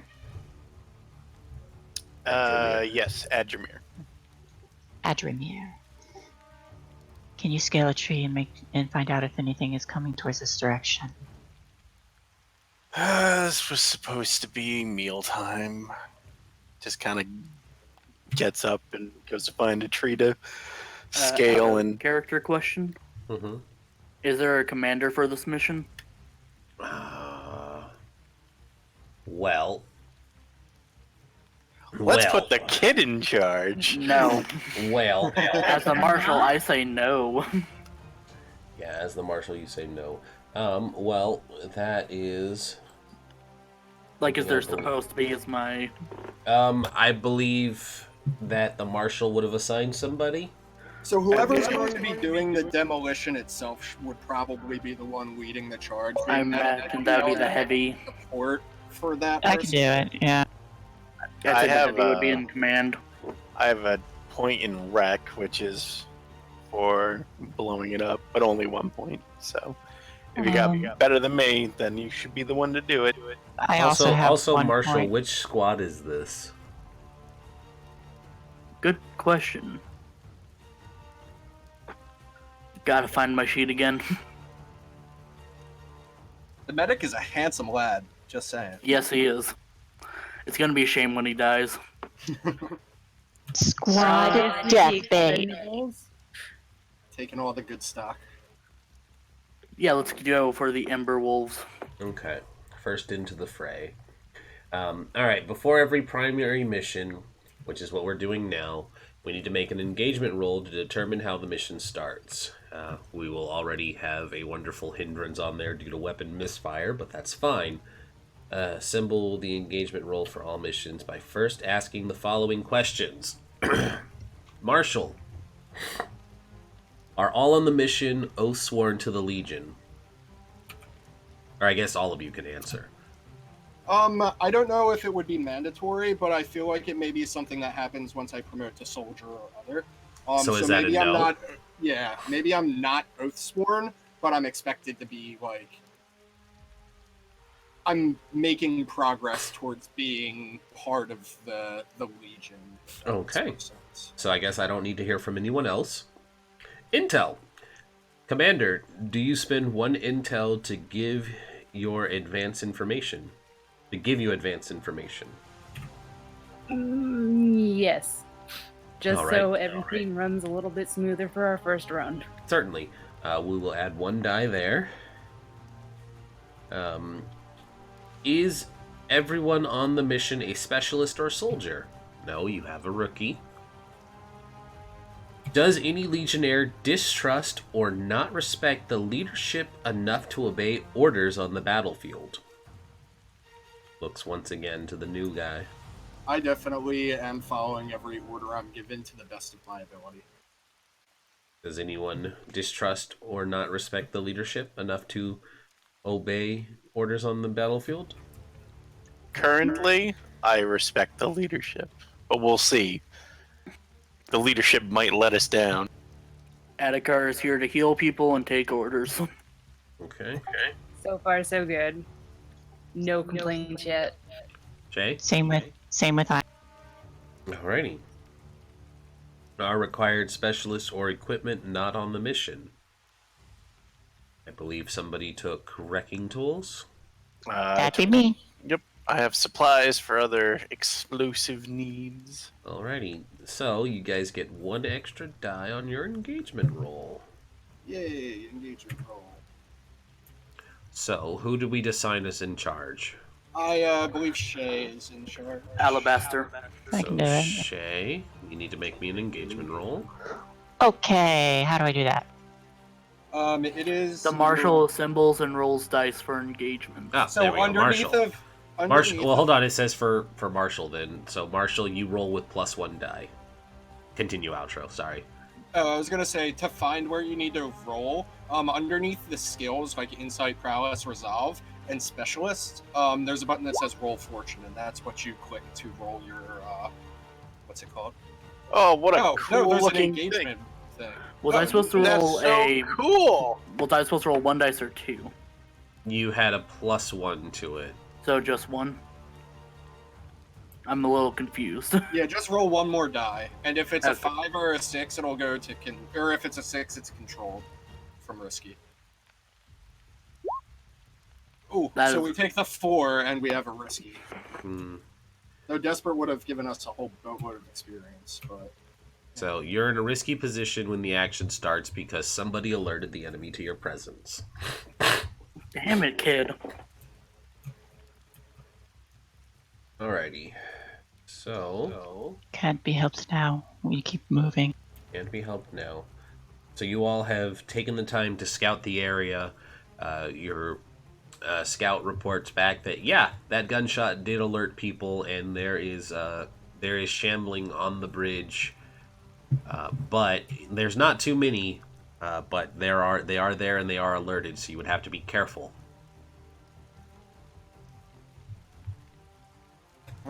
I'm sorry. I'll do whatever I can to make up for that. I'm so dumb. Don't be So sorry, dumb. just don't do it again. I only have so many tonics. If you have to fire, make sure you're aiming over that way. So, the grunt, kind of goes a little starry-eyed, thinking that somebody would spend a tonic on his worthless life. But anyway, he doesn't say that or anything. That's just like the inner monologue. So it's not like a element. Senpai would heal me. If everyone is finished with their meal, we move now. Adhikar takes like one last sip from his mug and tosses it into the fire.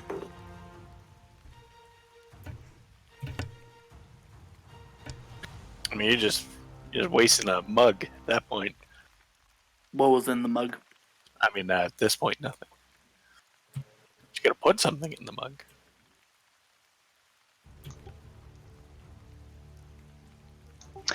Yep, so once everybody's ready, I stamp out the fire. Let's try to move quietly but quickly. I don't know if we lost Fuffle again or not. Or No, I'm should still we get here. back to the scene? I'm just waiting. I'll tank point when we reach the bridge. You don't want me to go ahead and see what's there? If you can stay out of sight, then do it.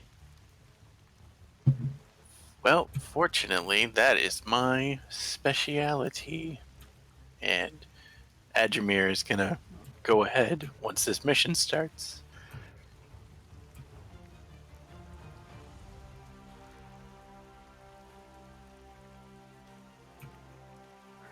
Adhikar, before heading out, raises his symbol of mercy to his lips and mutters a quiet prayer before heading out.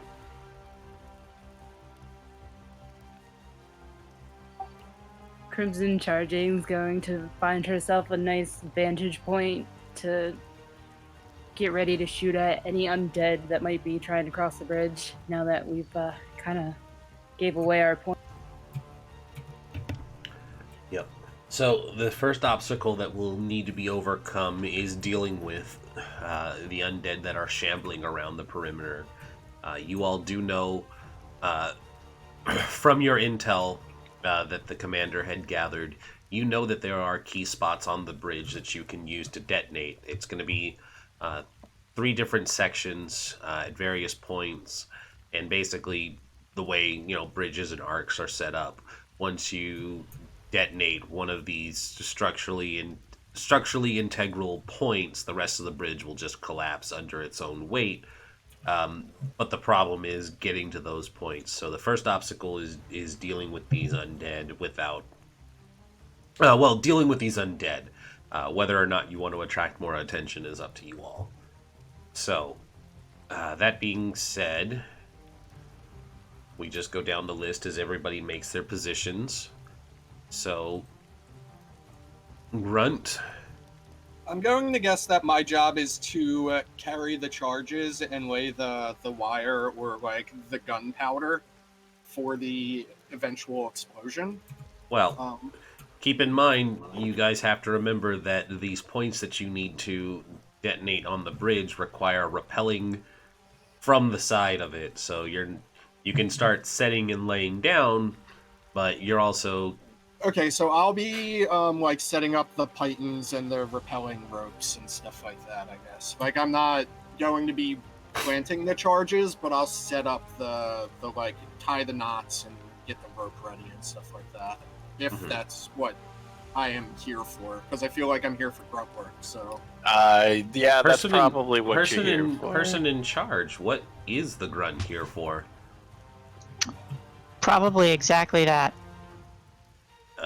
You don't sound certain. Exactly that. Okay. They are here to get things ready, and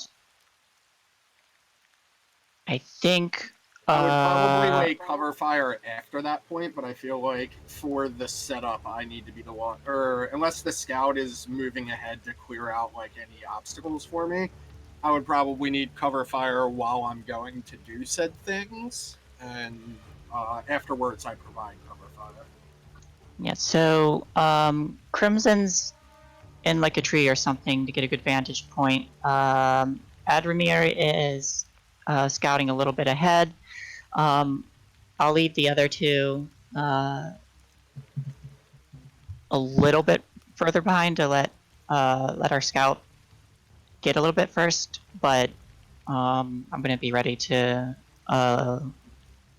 lead a charge onto the bridge. All right, Adramir, you're going up ahead. So I am. I need a. We're gonna see how stealthy you're being. That would be a scout roll. Yes, it would. Let's see. I am an infiltrator. When you gather info through clandestine observation or attempt to bypass traps and security. Oh well, that doesn't. Ironically, infiltrator does not help me with stealth at all. Well, I mean, no. Actually, that description No. doesn't help at all. Wow. That, No, it doesn't help even in the slightest. Okay. No, yeah. Go ahead and give me a scout roll. It is a risky position that you are currently in, so you don't need to change that. Okay, so I just hit scout. Risky position. Here we go. Yep. And just so you guys know, I think the Devil's Bargain and stuff are in this one too. Yeah, that's all in here. Okay. So if you ever, I was gonna say before you rolled, if you ever wanted to add dice, there are ways to increase the number of dice that you can get on there. There are things like Devil's Gambit, where basically you can get an extra dice, but I get to add a outcome on there as well, regardless of what the roll is. And usually it's something that alters the way that the course of this goes. But It's a negative consequence, but it's not a negative consequence that affects the roll itself. It's largely not a detrimental consequence. It's something that just throws a monkey wrench into the plan. All right. But it's too late now, but that's something to consider. So with a 3, it is a bad outcome. You are thwarted and suffer the consequences. So as you guys are... You start to move in, trying to move stealthily, and to your credit, you are keeping a fairly low profile as you're moving. But as you duck behind an old cart to try and get a vantage point from cover, you put maybe a little too much pressure on it, and it starts to roll. And what it does is it starts to roll towards the undead, and its old rusted wheels creak and screech, and it alerts the undead.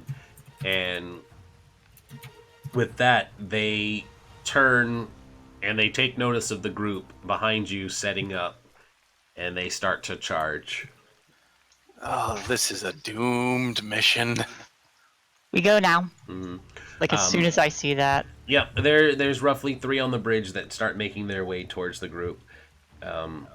They don't notice you because you used the cart to, like, accidentally get their attention, but you were still hidden. But it alerted them to the others. So a group of the undead come rushing forward.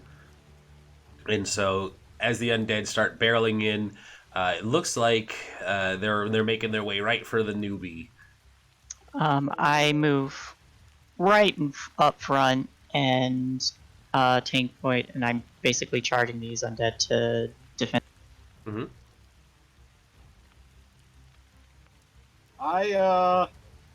Is that anchor?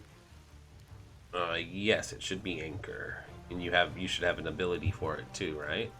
Yes. So I can spend anchor uses as a special armor against consequences. I'm not sure what that means exactly. Oh, that would be against him. So, newbie, they're coming at you. So, give me a. They're coming at you. They got claws outstretched. They're ready to fight you.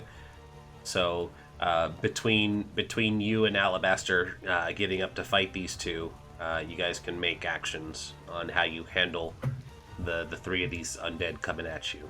So the two of you decide what you're doing. So you don't have to necessarily defend him, because your defending ability is to deflect his negative consequence, it sounds like. So Oh. instead of like pulling out my musket, I go for like, I guess my spear, because one of my load items is a family weapon, and I picked a hand weapon as my utility. So I pull out my spear because that's like my natural like fight response, not to like shoot somebody with a musket, but to like poke them with my pitchfork. So I grab my spear, and that's what I end up using. I believe because it's a utility, I may get an extra dice roll if I do end up attacking with it, but I kind of like stand my ground, and I don't drop my musket because I have the strap on it. Still, like, that falls to my side, and I pull my spear up. Alright. So then you would make a roll for me. I believe skirmish is what I use for a... Yes. And it's risky position. Do I get a different effect by any chance, or no? I don't think the effects do anything, but I think you get the extra die because that's your thingy. Okay. Oh, success. Ah, yes! I fucking poke it through one of their faces and immediately, like, almost vomit. And Alabaster, what do you do? I like kind of interpose myself between the other two and try to keep them away from him, so that anyone with a gun, or if he can reach, stab it with the spear. So I'm just trying to keep the undead attention. So I move forward, shield up, I, like, bash one with the shield. Give me a skirmish as well.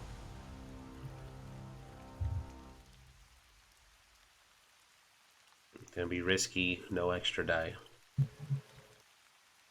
I like that these are animated. That's so cool.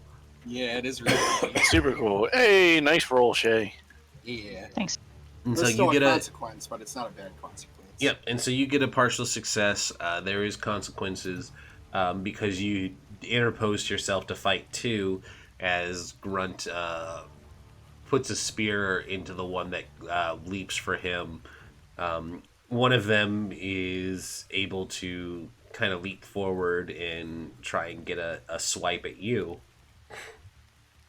And That's fine. this is where I need to double check something, because I need to clear on the blight.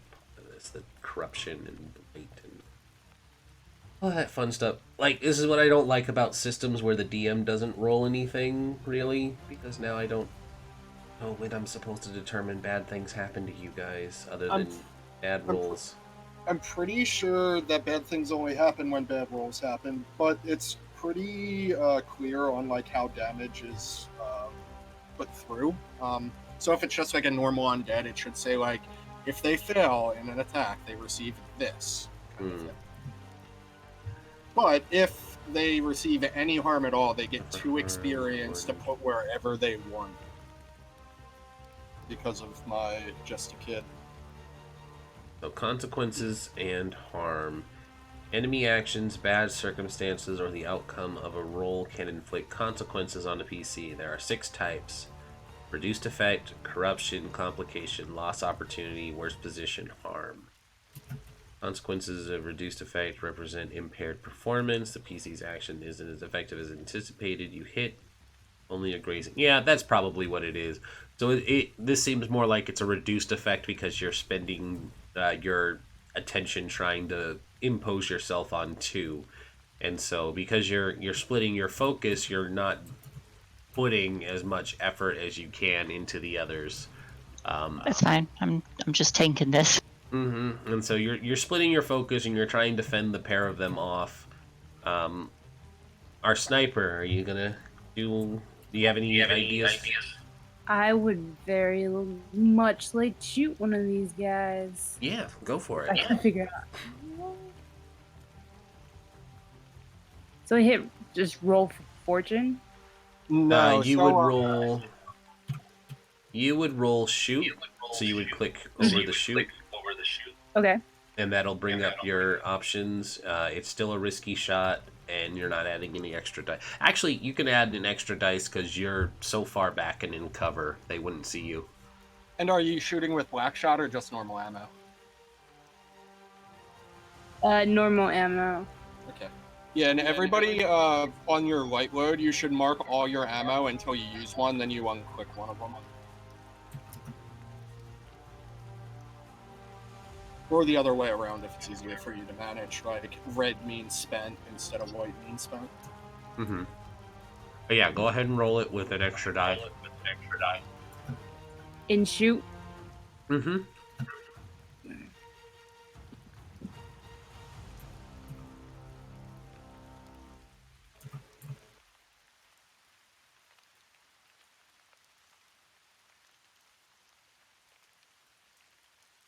So you want to click the word shoot. You maybe click in like the side or underneath. That's a Nope, fortune that's roll. still a fortune. Under, So it's You- under prowess. or would a specialist use aim?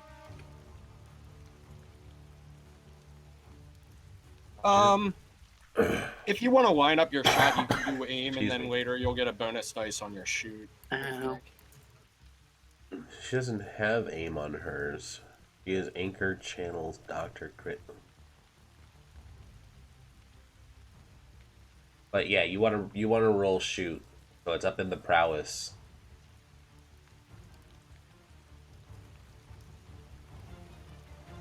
Not the... Yeah, don't untick your boxes. You want to click the word shoot. And you had two. You did have 2 ticks there. diamonds. You want to click the word.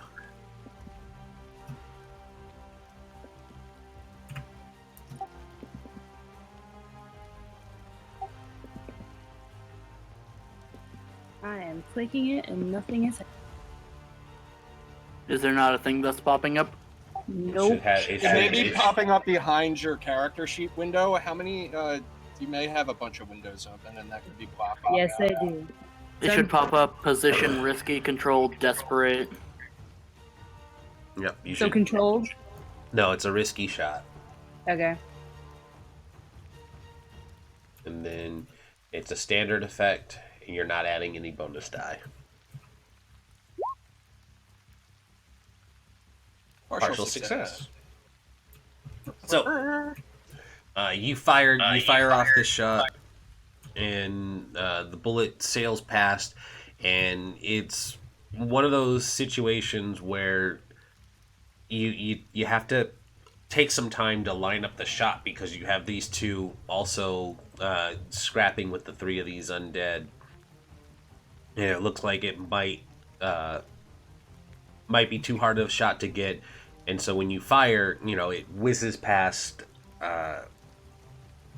Alabaster, and it takes off the side of one of the undead's skull, and it doesn't kill him, but it's enough to wing him, and it probably spins him around out of position.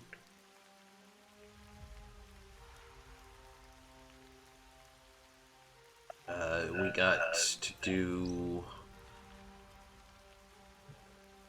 Adhikar. You haven't done anything yet. So, are we the only soldiers on the mission, or are there you are other the like only unnamed soldiers. rookies? You are the only soldiers on the mission. Also, here's this undead boy. Zombies are gross. Yep, there's some zombies. Hey Looks guys, cooked. I have no lich.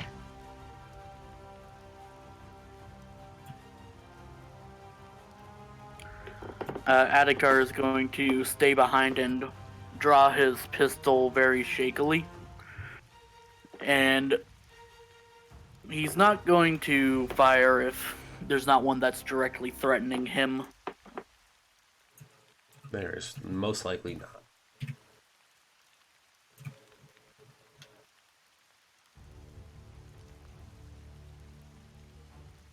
Are you going to do anything? Could I think I'm going to try to get closer to the scout. Okay. Yeah. How do you want to go about that? You've got the 2 people in front of you who are busy fighting some undead, and the scout is way up ahead of them, past them beyond the undead. Try to move around them without getting the undead's attention, Okay. because something might have gone wrong. I don't know if he's injured or not. Good point. So you would need to probably sneak by them. So, scout, Yeah, I think that would be a good roll. risky, right? Yes, sir.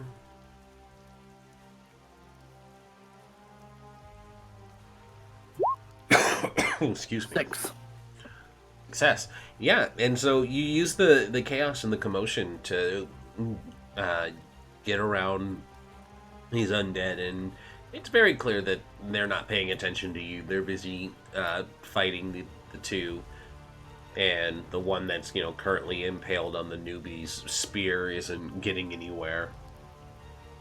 So that brings us around to a new round, and I am going to add a new clock to the table. Oh no! Probably reinforcements. Could be. Sure, newbie, sure. Who do you think is getting reinforced? Out of curiosity, there, them, kid. Not us. Them. All right, good call. I'll go ahead and put this ominous black spear somewhere. It's already completely filled. Mission Oh, failed. no. All right.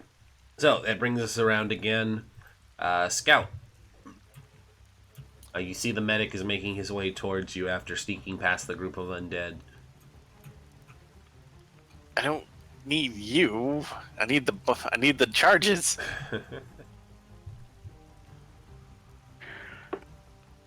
Well, the undead came charging at us, and I'm the only one that was available. Oh, did you think to take the kid's bag?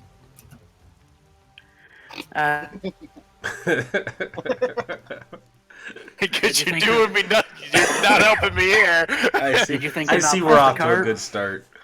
I thought you might be injured. Nope, I'm fine. The next time, don't push the cart. I didn't mean to push the cart as I'm pulling out yet my it bow happened. and arrows. So one of these things got winged by the sniper, correct? Mm-hmm. All right, I'm gonna shoot an arrow at that one because I need the kid to not be dancing with a spear and an undead on the end of it, so that he can get over here. I'm actually sitting there trying to shake the undead off of my spear. Like, oh, I can't pull it back out. That's Oh, I'm gonna have to talk to the commander later. All right, I'm gonna take a shot. Okay. Would this just be a normal risky Yep. shot? Yeah, that's the way it's going to be unless I tell you that something's changed the circumstances. Oh, good. Good. Good. I'm rolling amazing. All right. Well, I think that the only appropriate thing to do is you were trying to help the kid. Which means... I get lobbed with an arrow. Well, you're not the kid.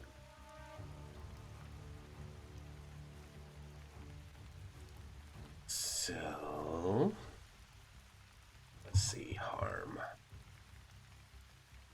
For harm, of course, what level of harm you suffer. If you suffer lesser harm, recorded in the bottom row. If you suffer moderate harm, thy character suffers penalty indicated. So harm. So how much health points do you guys have, or harm points do you have? Where is that? So you take one. Like if you get there hit we go. once, yeah. I see it. Yeah. So go ahead and mark one harm as the scout's arrow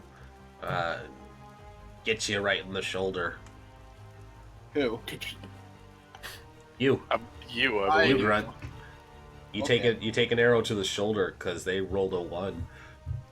Did They you were do that on aiming. purpose? They were aiming to I help you. marked it And, in somebody else's sheet. Sorry. oh, okay. Yeah. Through the rain and the haze and the chaos of this situation, the arrow arcs wide, and instead of hitting the undead, it gets Grunt right in the shoulder. So what do I mark that as? Like it's just like limited mobility or something like that? Because there's like harm is described in this game and it has narrative consequence on level 1 harm. On level 2 harm it has mechanical. Level 3 it has bigger mechanical consequence, and 4 is So, death. yeah, so a level 1 harm then it's just the narrative effect of you just got shot in the arm. I don't think it's hindering you too badly outside of the fact that you just got shot in the by an arrow. So you have that implication of one of your comrades just shot you, but you are not suffering the mechanical penalties. But yeah, you just got an arm wound, arrow. Yep. That's good. I like that. So, yeah. Did you do that on purpose? Kid, stop shaking the undead around. Grunt, you And I just drop my spear. So I stop shaking it around, and I Okay. like readied up my musket. I'm like, I grab. I'm gonna grab the. I'm gonna drop my sword and try to grab the undead he was managing, and I'm just gonna try to keep the group of undead's attention so that. And then I want to look to kind of just like bring the charges over to them. All right. You can go ahead and give me a skirmish roll, and you're turning it to desperate because now you're trying to fight 3 and keep it off of him. Yeah. Making it desperate means it's harder to succeed, but when you roll it, you get to mark experience for it.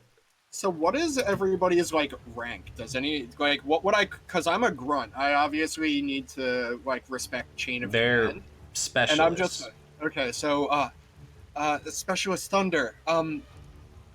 Do you sure you have this under control? Like, and then like I have my bag, and I'm like I can like I'm about to pick up my spear, and I have my bag in the other hand, and I'm just waiting for direction. First of all, it's Alabaster. Second of all, I'm busy. And And like, I'm just like crap, spinning sorry. around with like. Yeah, give me that roll. I just love how much I'm putting my foot in my mouth. It's a Effect very stand. rookie thing to do. Yeah, effect is still standard, no bonus die. Oh no! Nope. Okay. But you're going to mark 2 experience because you're definitely taking harm. Nope, I'm fine. Yeah, no, you're not fine. The situation is very much going south. You are also going to take. You're going to take 3 experience actually, because rolling a desperate roll is 1 experience in skirmish, and then the 2 experience would go elsewhere, or wherever you choose. What are the 2 experience coming from? From my just a kid. Since she's taking harm in my defense, she gets 2 experience. That's not how that ability works. It is literally if she interposes to keep you from taking harm. That's what she did initially, though. Like, did that stop? No, no, you still took that arrow. You're not taking harm from her doing an action. She's interposing herself by She's like, narrative. preventing the She's zombies narratively from interposing herself. She's not doing the mechanic of interposing herself to prevent you from taking a mechanical harm. She has to stop you from taking a mechanical imposed harm in order for that to be a thing. I don't think that's how it reads, but we can. I mean, it's not a good time to. It is argue definitely roles. how I'm reading it, because if she just says, I'm always going to step in front of you, then she would just always be getting experience for just being in your way. Yeah, but there's no. Yeah, that's the point of taking that. I would take a different special ability. But anyway, we can figure it out. Because there's no actual mechanical act in the game of protecting. Protect isn't a. She has that. It's her bulwark ability. Is that a special ability? Yes. Yeah. That's what her ability is. It's fine though, but where do I mark experience in the first place? In the clocks next to the skills or spell book. Yep. So you would be taking experience points each time you do a desperate action on one of these things that falls under that category, And then where is it? Where's the extra one? Because these sheets are always so different. Where's the where's the just like generic experience? Every time you roll a desperate action, mark an XP. Yeah, that's There's no all it is generic. for- There's no generic experience. So the experience goes into one of the clocks for the skill you use. When you do downtime training, you can mark something in your playbook, which is up in the special abilities. Okay, that so this red isn't. flag. It doesn't carry like scum and villainy then. Yeah, it's Okay. yeah, it's pretty much clocks instead of ticks. All right, so yeah, the only way you're getting experience is doing the desperate actions. So you guys want to be pushing desperate actions because that causes the story to progress narratively, but you also risk the bad outcomes.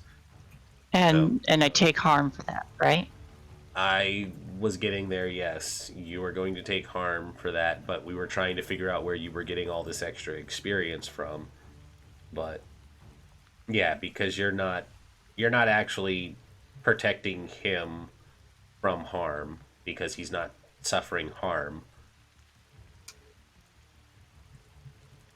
Or rather, you're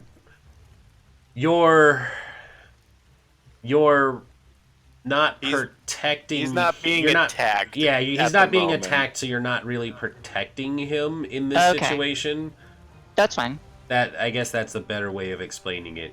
He's not in danger at this situation of when you made your action. If you had done your bulwark ability to protect him, that would have been where just a kid triggers. Okay, that's fine. But I do need him to get the charges there, so yes, that's what I'm going to do. But we're handling your thing first. But If that's how we're, that is absolutely that is how I read it, and that is how I'm ruling it because otherwise it doesn't. I'm not keeping just a kid then. Yeah, because otherwise it doesn't make sense, and it would just be throwing out free experience at every opportunity someone steps in front of you. Anyways, your complication, you have a really bad outcome while you're trying to split your attention between 3 undead. So one of them does in fact jump in and get a really nasty hit on you, and you're also going to take an injury. You're just going to get a slash across the back. Are you referring to me? No, I'm talking to Shay, who failed her roll. Yep, that's fine. Or didn't fail your roll, you got a bad roll. Bad outcome. Because there's no failure in this, it's just outcomes. Varying degrees of success. So I changed my skill to Jack of all trades, and I added 0 ranks to discipline and shoot. Okie dokie. But I will take this opportunity to go and install the first Python for the rappel. Alright, so you're going to try and sneak past, or you're going to make your way past, you're going to try and make your way past Alabaster and try and reach the others where they're setting up in the first area. Mm-hmm. Okay? You do still need to get past 3 undead that are very much beating on your friend.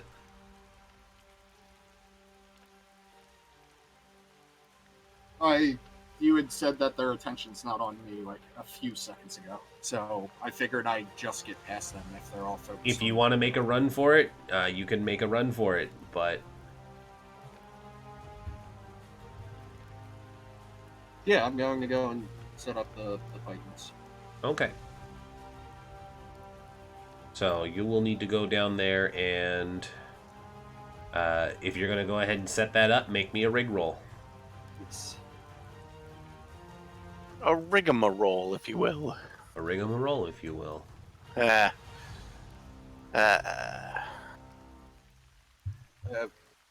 had the same problem that that Fuffle had a second ago. I'm opening the wrong. No, this is my sheet.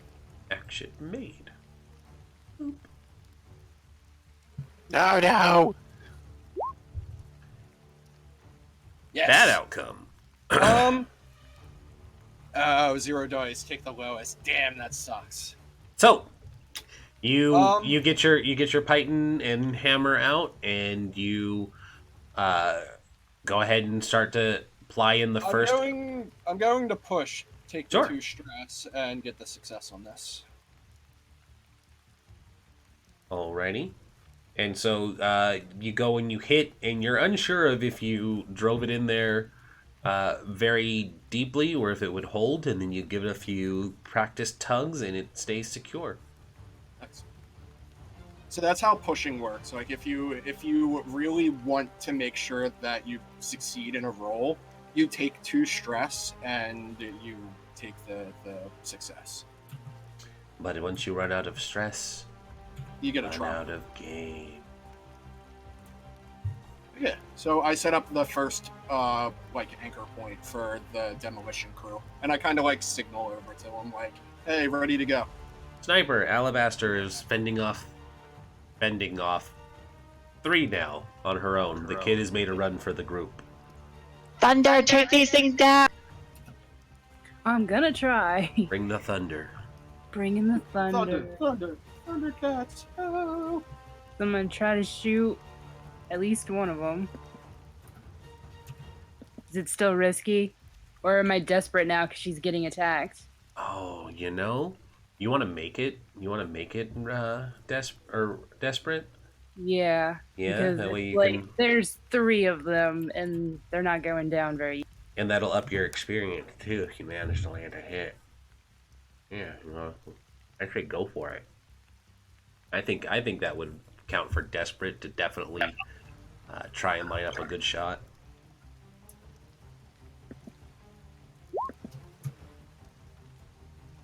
Partial success. Yeah, you fire it off, and I think you put in another shot to the one whose head you had like chipped away from, and you take off another big chunk, and it actually goes down. And it goes down, and it does the kind of thing where it's like it's a sack of potatoes when it goes down, and it collapses onto Alabaster, and it kind of trips up her feet a little bit. But it's dead. Yeah, but it is dead. But Just wearing a dead person clothes. It's just body just slumps around at your feet, and it just kind of gets in between your legs as it ragdolls. Doctor. Adhikar is going to run over to the kid, and he just shouts, "Hold still!" And I'm going to break the arrow. I'm assuming it went fully through the shoulder. Did it go? Yeah. Is it a queen or is it? Well, Like lodged? you might be able to check that. Well, I'm trying to use my first aid to remove the level 1 harm. Well, why don't we get a doctor roll to see Yeah, how so bad if you that? fail- Why don't we get a doctor roll so we can actually determine how badly that arrow went through?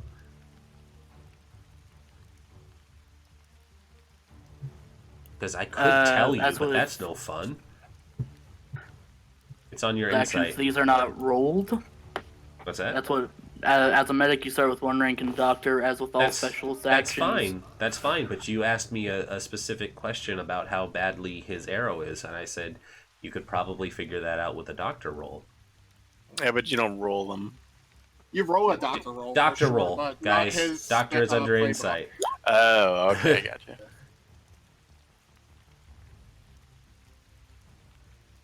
Did that not give us a? Because it's usually not meant to be rolled. Says who? The book Says who? Does it say doctor rolls or your special ability? gives you 1 doctor use permission. It says these are not rolled. Meh. That's dumb. Why would it even be on there then? It's actually... Yeah, that's actually a good question. I don't know why they put them under stuff. Doesn't make any sense. Well, anyways, I'm going to use it to determine how badly the injury is. So there. With a 4, yeah, it looks like you can just snap it off at one end and pull the arrowhead through to the other. Despite it being a misfire on the scout's part, it was a pretty good shot. It would have took down a buck if it had hit. So yeah, I break off the arrowhead, pull it out, and then I'm going to pour the tonic over and quickly wrap it. And I'm like, because it burns, obviously. It does. It burns. It burns with the love of the god. Shut up, you'll be fine.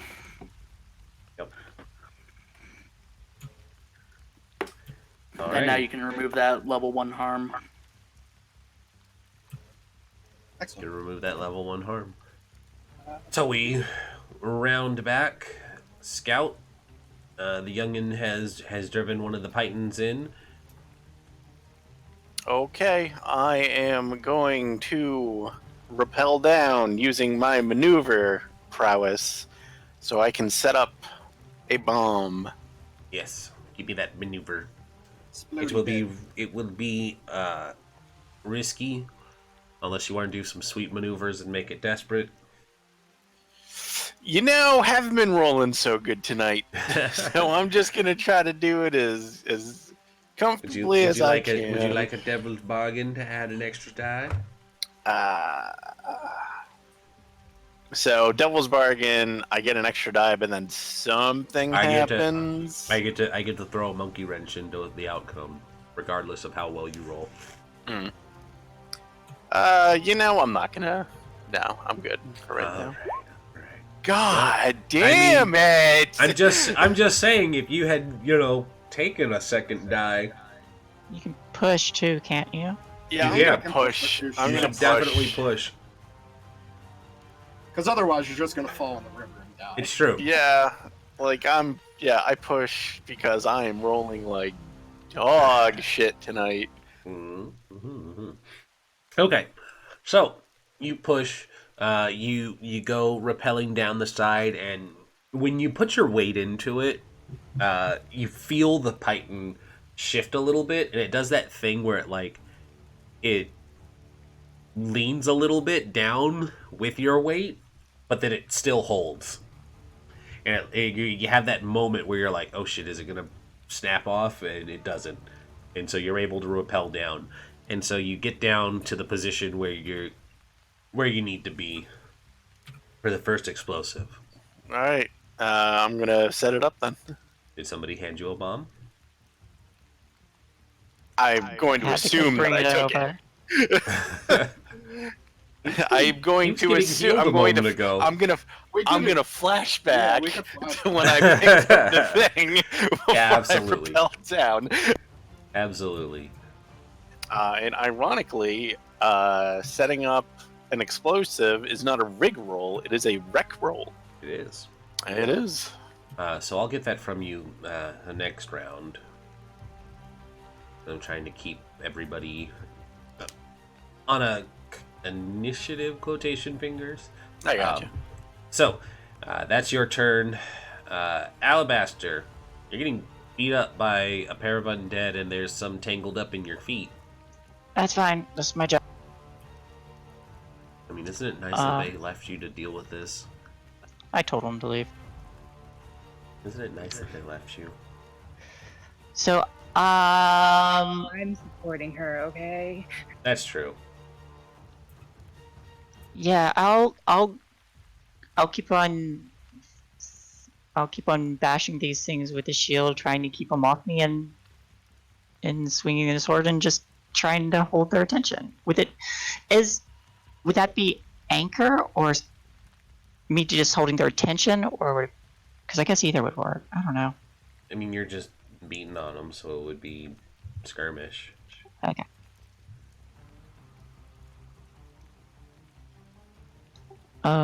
Risky or desperate?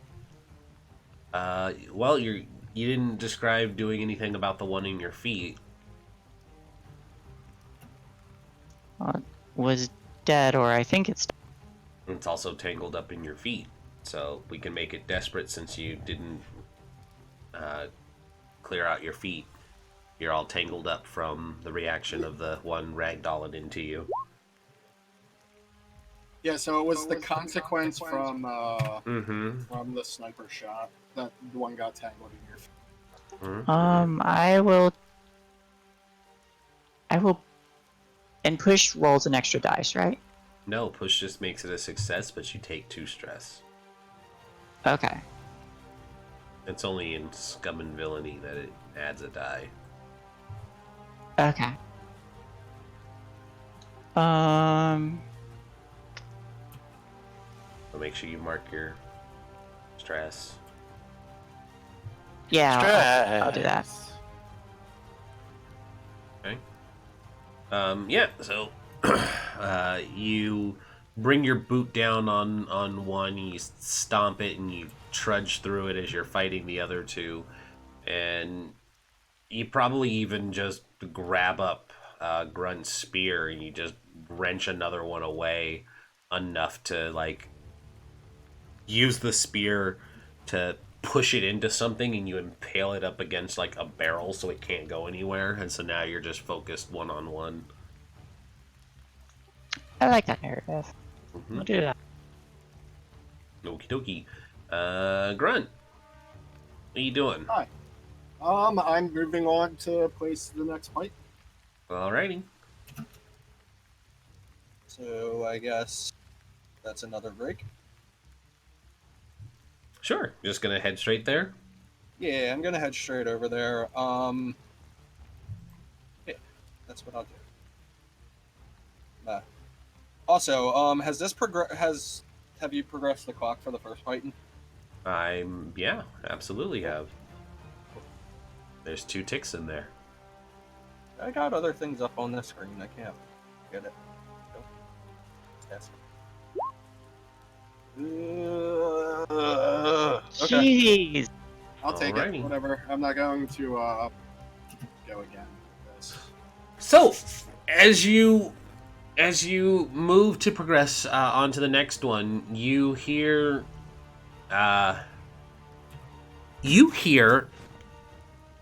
like the soft sounds of weeping coming from a tipped over carriage, and being the young bleeding heart that you are, it's very hard to resist the sound of somebody in distress, and you probably get distracted on the way there, and you go and take a look at what's there, and as you, like, move towards the carriage, the tipped over carriage, the door opens up, and it's on its side, so it swings up and out, and as it does, a pair of, like, bloody claw hands reach out from both sides, and it pulls up another undead, and this time it's a woman, long dark hair that drapes over her face, and you can still hear, like, this weeping, but it's almost like a mocking kind of sound, like, of a creature that mimics a sound and then is, like, gloating that it's lured something into its trap, and it knows that you have stepped very far away from the rest of the group. Okay. You done Well, startled the witch, bro. Yep, you done startled the witch. I grabbed my gun with shaky hands and prepared for my next turn, I guess. Yep. That was my action. So after you is Thunder. Thunder.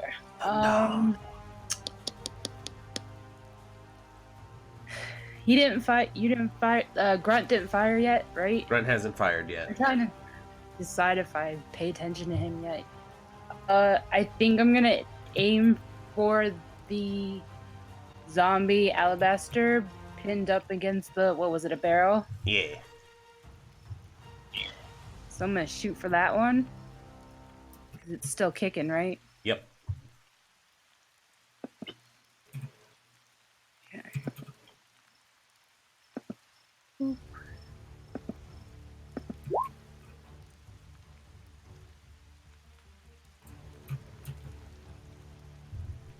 It's a success. Yeah, so It is. it's like shooting fish in a barrel, or zombies pinned to a barrel. Same difference. You pop it like a grape, and its head boops, and its torso just kind of slumps there, dead. You definitely got it. Nice. I did it.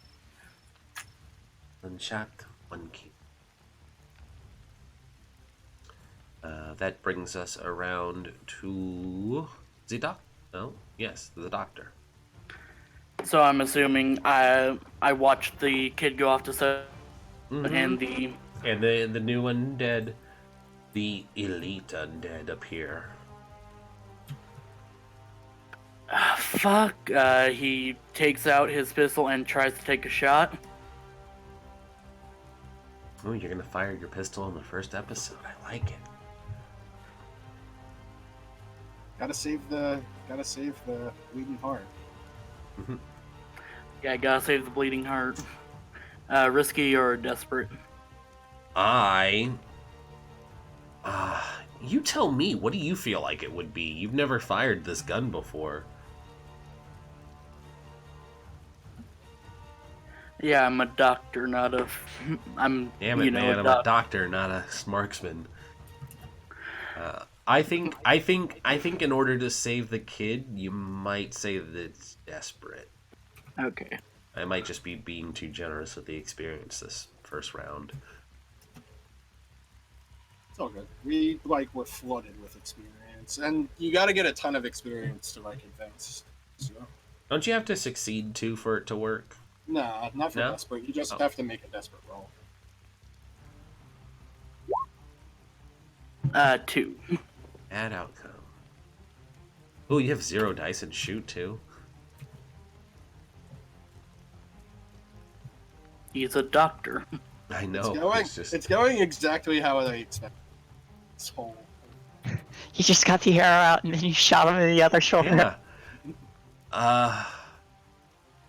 No, I think I get its attention. I think what happens is your shot goes wide. You're combat trained. You are in fact an army medic. You know how to fire a gun. You've just never fired this pistol. And in the moment of trying to desperately save this kid, your shot goes wide. And you think that it is a well lined up shot and it should have hit her. But it whizzed past and by, several inches and hits the side of this cart. And instead of basically pouncing on the kid, you see the head and all the hair turn in your direction. And she lets out a scream and starts to rush for you.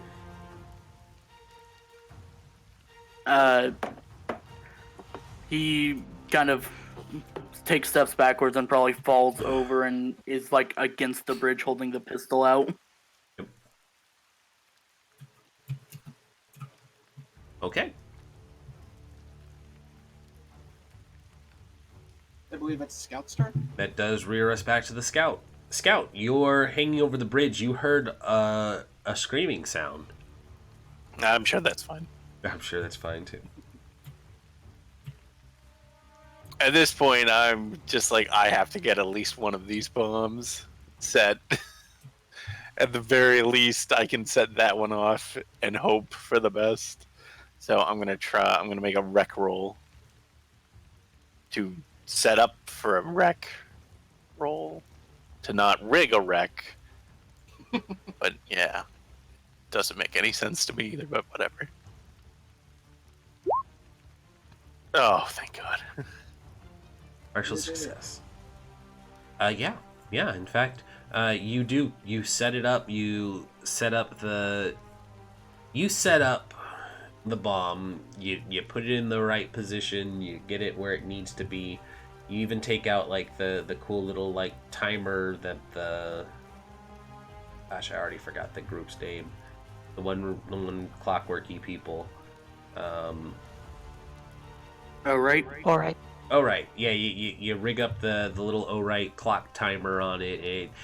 It's got a good timer, and they're all rigged to go to start and go off at the same time. So you don't have to set this one to explode just yet, but you know that you have a short fuse that you can light and start that timer. And but from where you're dangling, the river has flooded because of this rain, and it's been raining for several days.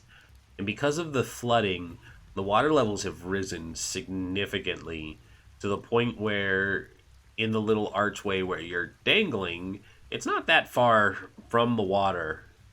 And I think it's about this time that a hand reaches out of the water to try and grab at you. And I just want from you. Where's your sheet? This one. I just want from you. Give me a. It needs to be like a resisting a consequence roll. Give me a resolve.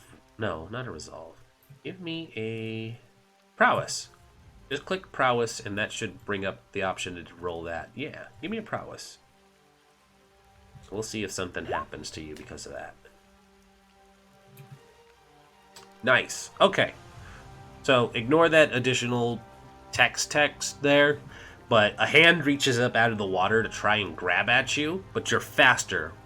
And so you basically pull yourself up off on the harness and avoid its grab from trying to pull you into the water. And that's what I'll say happens there. I think that's cinematically stressful enough. This is the worst. Yep. You actually shouldn't suffer any stress for that. No, I'm telling him to ignore that part. Oh, okay. I'm gonna. Yeah, Seeing no. as I climb down, can I just scoot up the rope? Mm-hmm. All right, I'm Yeah, gonna sure. get up. I'm gonna get out of this nonsense and just be like, okay, that's great. And I'm just gonna climb up and just be like, oh, Yeah, there's that new problem. kid has found another zombie. Mm-hmm. Good. Alabaster. And I'm Currently charging a. Yeah, it's currently actually running towards you and the doctor. So you come up just in time for it to be charging at you. Alabaster, you have an undead in front of you. Still. Yeah. The one you had pinned just got its head blown off. Cool. I'm going to try and I'm gonna try to hold up my shield and then just like push this zombie back until it falls off the bridge, so I can hurry up and help the rest. Okay. So another skirmish roll for me, please. And I think that's just a regular risky roll. Just trying to steamroll it. Like a good tank. Like a good tank. Yeah, so you do in fact do that. You start pushing it, and you're trying to push it towards the side. But as you're doing so, it kind of just like hooks its own arms around your shield. So it's, if you're gonna try and push it over the side, or like do one of those shoves, it's just gonna cling on, and it's not letting you tip it over the side, but you've got it pushed right up against the edge. And so, it's additionally weighing you down, but it's going to take a little more to get rid of it. Do I keep the shield?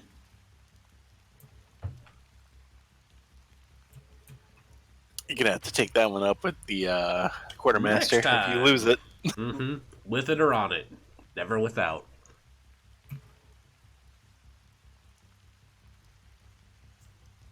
That's what the Spartans would say. This isn't smart, regardless of what the movie means.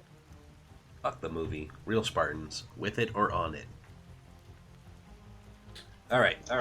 Next up, Thunder hit the big one. Thunder. There is a dark-haired zombie lady charging. So naturally, I'm gonna try to shoot it. Second verse, just like the first. Yup. The tank and sniper have very specific roles. Hey, they do their job well. Exactly. The rest of us are bozos fucking around. Hey! Alright, I did shoot that kid that one time. Exactly. That did happen. I mean, I could have had him shoot the kid too. Yeah, but this is more dramatic. It is. You aren't part of the Legion unless you shoot. If we all survive this, you're all getting like shooting lessons. Mm-hmm. Mandatory shooting lessons. No more hitting the air. No more hitting our own people. Shoot the targets, guys. Alright, what other consequences do we have here?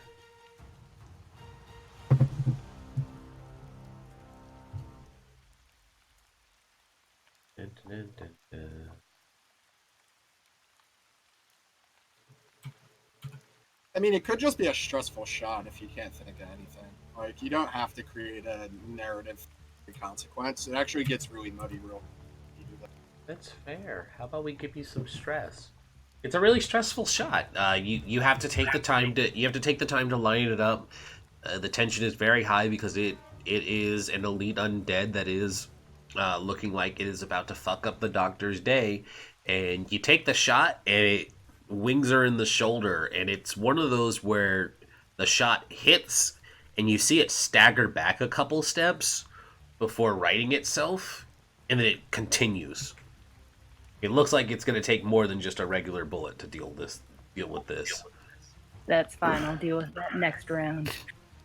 Which brings us around to the doctor. He's coming. He is going to unload all of the rounds into her, just one after another. Maybe that can give me another die. Sure. Yeah. Just fire all of it. I think so. And Now, make it a desperate. Do you do the thing where you like run your fingers over the hammer? And would you also like a devil's bargain to help your odds even more? I'll do it. It's in just one more die, right? Yeah. Would anyone like to propose a devil's bargain to add a delicious consequence to this situation? Or shall The I make last shot backfires, and the gun becomes obsolete. Ooh, that's a bit rough. Anybody else? The last you shot only backfires. have so much ammo to begin with. It's true. The last shot backfires and kills him. Okay. Okay, Rez, what is with you and wanting me to die? That is slightly less harsh than outros, but I think I'll go. No. All right. Anybody else? Let's hear some more ideas. I'm leaning towards outros right now. That was his last bullet because he didn't like load the gun properly at all. It was a single shot. No, I still have to be able to do the action. Yeah, I like outros that the last shot jams the gun and you don't have the time or the means to fix it. Yeah, you either have to do like a repair roll later. Or something. Yeah, I like that. So yeah, it's an extra. It's a desperate extra dies for hammering the fan. Jesus! Wow! Fuck yeah! So, the thing's charging at the doctor, and he looks over and he says, "Alabaster, what time is it?" And Alabaster's like, "What?" And he goes, "It's high noon." No, Get out.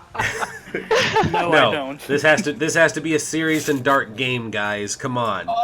I would be cool if the critical results in a like a zombie in the background dying, like it hitting another zombie. Or it goes through both of her eyes, and she's just a blind Blinds elite. her. One. So,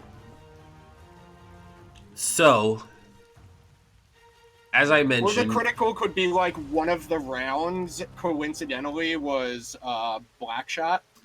as I even if it mentioned, this is an elite undead, so normal fire and wounds normally don't do much to it.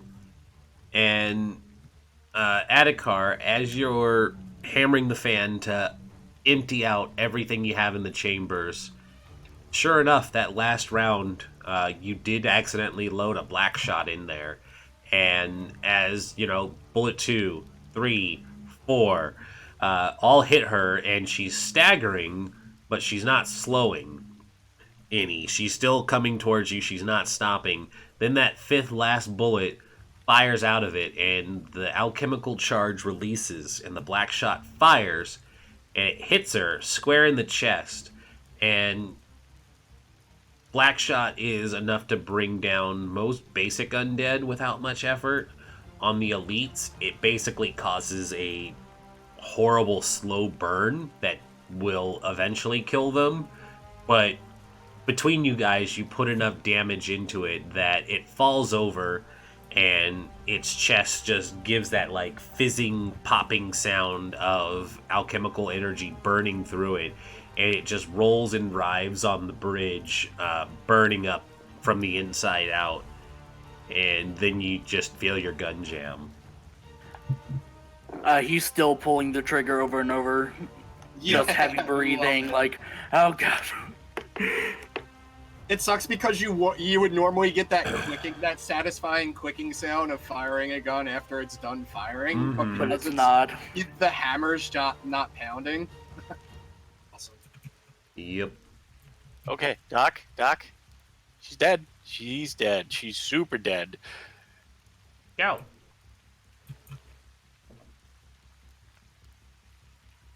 I'm gonna go over to the kid, and is he just kind of like standing there? He's standing over that toppled carriage looking dumbfounded that that creature had just rushed right past him. I'm gonna smack him on the back of the head. I'm like, kid, we got a job to do. Alright, and then when my turn comes around, I'm going to set up the next rig. Yep, I'm gonna. Is there? I could, like, pass off some to you so we can, like, diversify. Yeah, I'm gonna. When he's doing that, I'm gonna take the third rig and the third explosive, and I'm gonna like keep moving Okay. to get the set to like kind of at least get it over there, so he can just run up and just kind of get it going. Because I have no points in rig, so I'm not even gonna try. Mm-hmm. But I'm gonna have it kind of like I don't have any over rig there. points in rig either, so... Oh, okay. Oh, So I guess I'm gonna just give it a shot because why not, right? I'm glad we came prepared. Yeah, I'm glad that this was. This is how a brutal, hopeless war fantasy game is supposed to go, though. And the Yeah, sniper's so like, no I one have is 5 ready for points in anything. rig. No, I don't. The sniper's like, I have points in rig and in wreck. This is I don't know why I'm up here. I'm got just gonna wrecked, shoot the but bridge. not- It's okay. Risky to set this up. Yeah, just basic risky. All right. Oh god. Okay. Yeah, so you I'm gonna stress it because Okay. I just Yeah? can't. you're just gonna stress We it? gotta get we cannot fail this mission. We also Well- are, like, coming on, like, the show ends at 11:30, Oh, jeez. right? Yeah, we got like 5 minutes. Okay. Well, you drive that Python in, and you definitely think it's secure. So let's speed this along then. Wow, we ate up a lot of time because like we took our break at an hour, and then we just spent. Okay, yeah, this is exactly what I thought it was. I just thought we were gonna get to the end of this. We can pause it yeah. here though. It's all right. When Yeah, we get close I to mean, the time. You don't need to finish the first mission in the first episode, especially since the first half was us building characters. Yeah, no, this is fine. We actually had a really good pace today. If you want to leave it at like a cinematic note, you can say that Alabaster managed to get the last one off the bridge, but then there's a very eerie, threatening, like howl. Gerald for us all is hosting us with 4 viewers as we're getting to the end of our time. Hey! Thank you, Gerald. We appreciate it. Thank you. I It's guess we going. can go a little long. It's going as well as they hoped. The combat medic got a critical to kill an elite undead, so that's something. But he also broke his gun. Otherwise, everybody else is kind of a mixed bag of success and hilarious failure. I don't know. I think the sniper's the most competent one in this I'm crew. pretty sure. We're just Thunder- doing shooting lessons, guys. Yeah, we're doing Thunder's shooting gonna have lessons later. some sniper hubris coming up after this session because she's hit It's every true. target. All right, we did get this to the top of basically what the initiative is. I have the idea of where the remaining ticks are, and more or less this is a good stopping point because we just finished up a climactic moment. So we can put a pin in it right here, and we can close out. And come back to this in 2 weeks. Cool. Yeah. So normally we have more people to plug stuff, but right now it's just you and I outro. So if you want to do any shilling for your own stuff, go for it. And Fuffle's new too, so maybe she wants to say some words. Oh, sure. I still don't know what I'm doing. Please don't make me talk more. But you're doing great. Yeah. Hi, I'm Outro. I do variety streaming when I have the opportunity. Right now I'm playing Astral Chain. Once I finish that, I may do Final Fantasy VIII Remastered. Otherwise, you can catch me here on every other Sunday for Band of Blades, which we're doing right now, and you can catch me on Thursdays for our Scum and Villainy actual play, in which we have decided to call it Packet Loss. It's really fun. I have a blast every time. And yeah, other than that, my Twitch and Twitter have been linked already. So if you want to check me out, go ahead and do so there. And yeah, I guess I'll pass it on. Totally non-professional moment. I just remembered that we still had those macroed up. So it was like, hey, this worked. All right, great. We haven't been using those for the end of Packet Loss. I'll need to remember to do so. And of course, hello, Rindis. You are currently watching our channel, Partywipegames. You can catch us here most days of the week. Tomorrow we'll be back here playing Forest for the Trees, our 1920s inspired high fantasy game where half the party are definitely not terrorists, and the other half definitely don't know what they're doing with their lives. So stick around and find out where that adventure leads. I mean, I just knocked out the wizard. You did just knock out the wizard. But yeah, thank you guys. Unfortunately, a lot of these people popped in right as we're coming to the end of it, but this has been Band of Blades, the show that I didn't tell you guys, but is definitely there. The show is called Cinderfall, because, yeah, you guys are definitely going to kill the Cinder King, cough, cough. Yeah, with that, we're totally going to do it. Totally going to do it. Climactic battle. You guys got it. But yeah, that's us. Thank you guys. I think we'll see if there's somebody I can kick us over to, because I feel bad about this audience going to waste. Let's see if there's anybody we can go to.